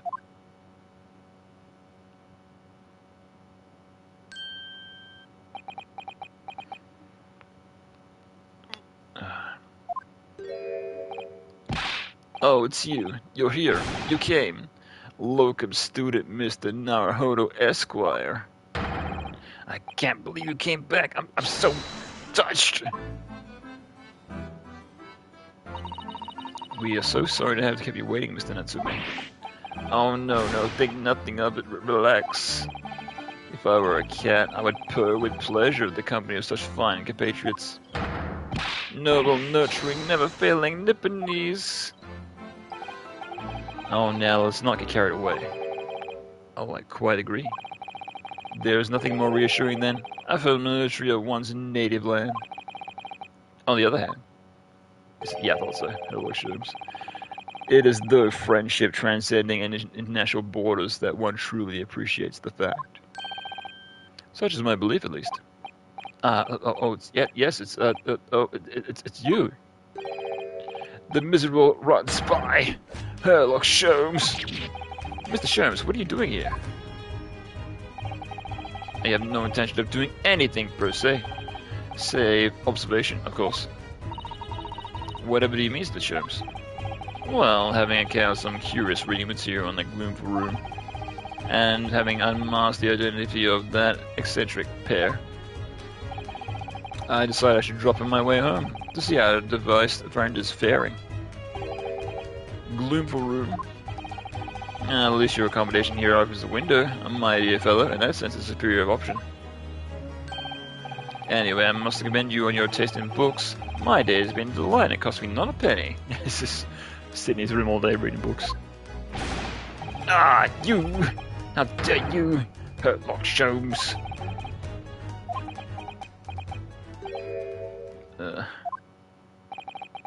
I've had it. I'm through. I'm at the end of my rope. I should never have come to Great Britain. It was a terrible mistake. Haunted by spirits in those accused lodgings, no doubt my luck will be cursed in tomorrow's trial as well. My whole life will be damned, is be damned. What are you thinking, Mr. Naruhodo? He mentioned that once before, didn't he? That his lodgings were cursed, I mean? And there's much truth in Mr. Mustache's words. What? Cursed is wholly appropriate description, I would say.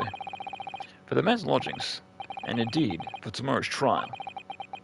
What's that supposed to mean? Converse. Hang on, could we present the slip to him? Yeah. We found this receipt in your room, Mr. Natsumi.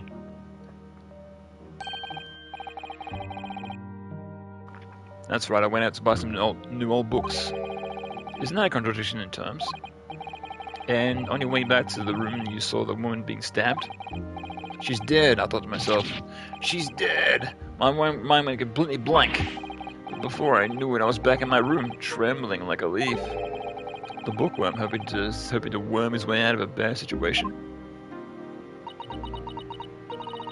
Mr. Naruhodo, please do be careful not to think of such disparaging thoughts. How could you possibly know? Mind reader, she's psychic. It's gonna get to the end of the game, it's gonna be a whole psychic sequence. We're gonna throw down a big psychic battle, right? I wouldn't be surprised if the game takes a sharp turn and goes full gonzo at the very end. Mr. Natsumi, what do you mean by what you just said now? About the trial tomorrow being cursed. Oh no, why are you looking so grave? You're making me nervous. I was just getting carried away, that's all. I didn't mean anything by it. Oh, I see. That's really agitating. You don't mean this trial really is cursed somehow? Are you transferring to prosecutor, the Reaper of the Bailey? The Reaper? Oh no, what do you mean? Please tell me, summarize it securely in 16 session words. No defendants ever survive a trial on which the Reaper stands for the prosecution. Ever. Oh my goodness! Can it really be true? Was the 16? Was that was 16 words exactly? Yesterday, Mr. Narhoda successfully defended someone against the Reaper. But then, after the trial was over, the defendant passed away in unusual circumstances. Mr. McGillen. What? What?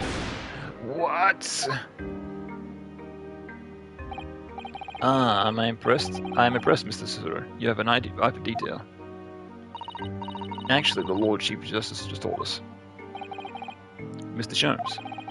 Surely it can't be that having failed to having the accused convicted, Lord Van Dyke's killed the man himself. I was gonna say. So you think you're getting away, huh? Well, that means would he want to go kill us then? Because we technically got out of his successfully. Oh no, that was the very first case, right? Oh no, never mind. Yeah, that was with a completely different defense lawyer, right? Oh, never mind. I forget that. Oh no, he wouldn't have. Surely. You have some wonderful notions. Sorry? The man isn't a mass murderer, he's a court prosecutor, my dear fellow. Oh, yes. Why, of course he is. Of course he is. Then, why are you trying to scare me? It could be said, however, that the real truth about the man is even more terrifying than your hypothesis. What on earth do you mean by that? The Reaper. Van Zykes is quite an exceptional man, however, in London courts of law.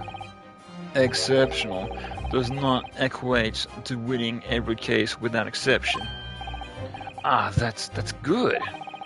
Just hope he sounds like he's going to cry tears of joy. As you are no doubt aware, in British criminal trial there is both a judge and a jury. The judge officiates based on the letter of law, while the jury officers public opinion and common sense. It is an excellent system, whereby the defendant's guilt is considered from several points of view. However, public opinion is particular, and is somewhat easily manipulated. Right. Criminals and corrupt lawyers, for that matter, can use it for their advantage. By any means at their disposal, contriving evidence, calling imposters as witnesses, and so on.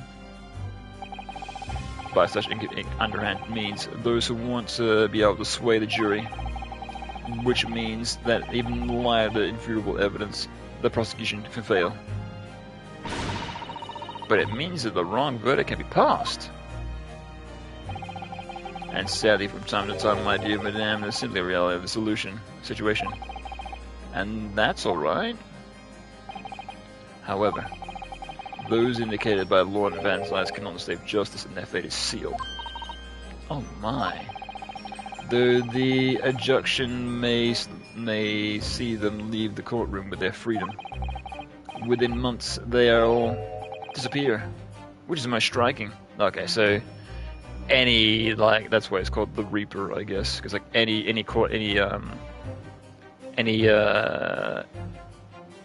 case that he loses, it's like suddenly the defense is they're gone or they're dead or whatever. Disappear? But how?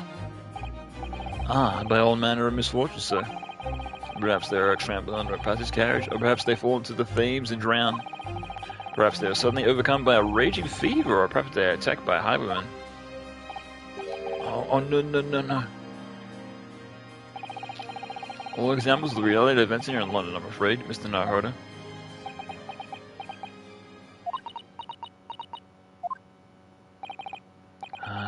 I knew it.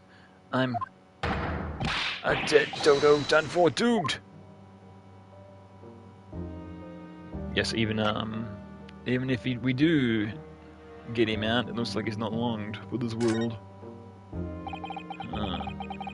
When you said the curse's lodgings before, you were referring to your room in Mr. Garrity's house, I assume. Do you mean this you to believe your place is cursed? It's been a year now since I came to Great Britain, but I've only been in London for a week before I started feeling strange feelings in myself. Didn't take long then. Everywhere I looked, there were foreign faces staring at me, laughing behind my back. I was sure people were talking about me. I started to become very nervous about going outside. They were always staring at me all the time, from dawn to dusk. So I shut myself away in my room, but even that didn't help. The fear wouldn't go away.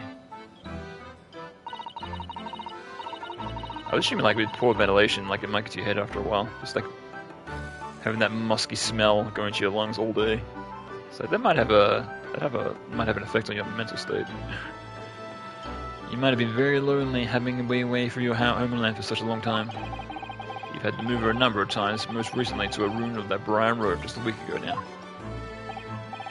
Yes, why did you choose that? It seems a little inconvenient.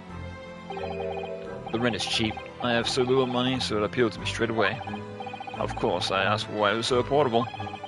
The landlord just simpered and said, "The room is cursed." Oops. Okay, so he called. So it's like a notion of you know, someone being told something and then they believe it. So he probably just like said that as, you know, a way to get over it. And he's like, "The room is cursed." Oh, it does seem like it's cursed. Oh no. So it's probably fine, but because he said that, it's like just stuck in his head, just like looping over and over again, right? He quickly tried to cover his mistake, but it was too late. So I told him. Yeah, I think I had a friend who like used to like look up like facts online and whatnot, just like to be like, oh yeah, you know, so I can, you know, I was like learn about stuff like quickly, and like he used to learn about like these, you know, diseases and illnesses and whatnot, and so he'd like slowly, he'd like be like, oh, I think I have this, I think I have that. It's like, no, you don't, you idiot, shut up, like stop. Yeah, same kind of similar situation. If you have something to say, then say it, but if not, don't mention it in the first place. Yes, well said. But it was so true. It was all true. You mean the room really is cursed then? Ever since I moved to that window's hellhole. My sleep is being plagued through nightmares. I awake as feeling as though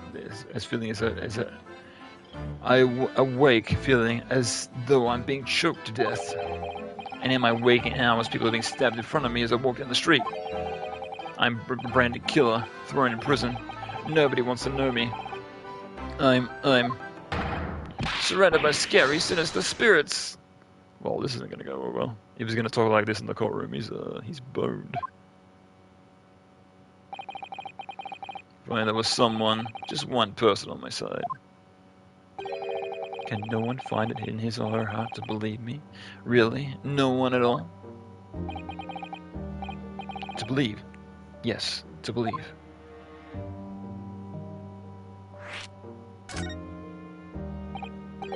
Mr. Sholmes. Mr. Naruhodo? Pray, what can I do for you? It's about the case on the SS Bruyere, if you recall. The Bruyere. Ah, yes, that case. The one with the snake? Well, yes. At that time, I was a suspect, but you believed in me and listened to my side of the story. What? You were the suspect for that as well? What? You were on the ship? I thought you said you'd been here a week, but we got here a couple of days ago. And you helped me us to investigate. Oh, okay, I'm talking to him. Oh, okay, never mind. I thought it was the guy in the cell was talking to... Oh, okay, I'm talking to him. Okay, never mind. I did, didn't I? Interesting. What I want to know is why. Why did you believe me? I see, yes. You mean... because you were a grimly diseased, shady Eastern fellow found with the victim in a locked room? Well, if you like, yes. I'm a little surprised at what the answer requires explanation, my dear fellow. It's quite simple, really. As you said, I didn't do it. But I could have been lying. Surely you had your doubts. You must have suspected me a little.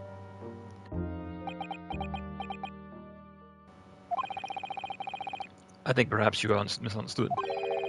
I neither recall believing in you, or in that which you were telling me. What? You see, the only things I believe in are those I choose to believe in. What? What do you mean, Mr. Sholmes? I make up my own mind about what is to believe and what is not. I should like to believe in something I do. In the circumstances I can hang for as far as I'm concerned. But I could have betrayed your trust. In that case, I would have made an elementary error of judgment and nothing more. Betrayal of trust is overused excuse, in my opinion. Meaning? Whether or not one should trust another is the final analysis down to oneself. It is a matter of whether or not one can trust oneself. Yes, he's right. He's right, locum student of Mr. Naruhodo Esquire. Whether or not I can believe myself. A defense lawyer is only as good as the faith in his client. And that comes down to how much faith he has in himself. You were so right, Kazuma.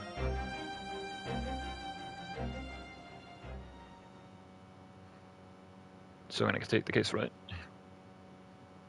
We've been here for a little bit too long.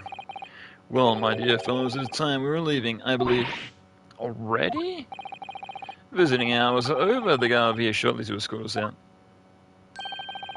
There is a restaurant near here that serves excellent trout. Would you care to join me? And he meanwhile is like, can I? Oh, yeah. Oh, dear. There is never enough time, is there?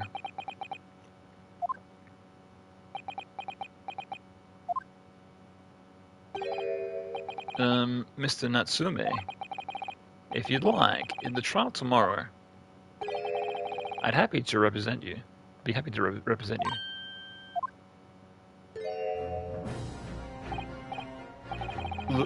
Locum student Mr. Naruhodo Esquire. As I said, I only experienced the British courtroom for the first time yesterday. And although the man representing was found not guilty, I lost sight of something crucial. Something crucial? What to believe in? The defendant, justice, or the truth? How to believe, even. But I think I finally worked it out. I think I've decided I must believe in myself, above all else, to trust my instincts. Yes, Mr. Naruhodo. And my instincts are telling me that you, Mr. Natsume, are innocent of this crime. It is imperative to prove that in court. Miss Locum student Mr. Naruhodo Esquire. I will fight for your innocence until the bitter end, with every weapon available to me, including the sword. So I hope you'll permit me to represent you tomorrow. As I said when we first met, I like you and trust my fate with someone who listened to me in my native tongue. Of course, Mr. Natsume. This is literally just me, right? It would be fair to say, Mr. Naruhodo, that your mind was in many ways made up from the outset. You're merely needed for the incident today to fully realize it. Yes, I think you're right about that.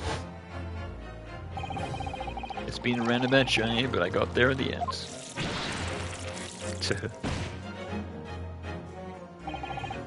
Miss Sasoro. Yes. Would you be willing to stand by my side tomorrow and help me in the court? Absolutely. As I said this morning, you may consider me your personal judicial assistant. Until the bitter end, right? The shocking events of today's trial still weigh heavily on my mind. But it's time to stop looking backwards. Kazuma believed in me, and Mr. Sholmes believes in me now too. So it's time. Time that I learned to believe in myself. Sasaki-san has no one, is all alone, so it's my job to help him to fight his corner. Tomorrow, in the courtroom, with all the strength I can muster. Sick. Cool. So he spent a lot of time like fucking around, like faffing around, but I guess that's the nature of the game, so. Neat. Alright, so I guess next week we'll start the trial. Cool. Excellent, excellent. Very cool. Can I see the opening statement? Just like the opening statement. The opening word, or if there's an opening cutscene.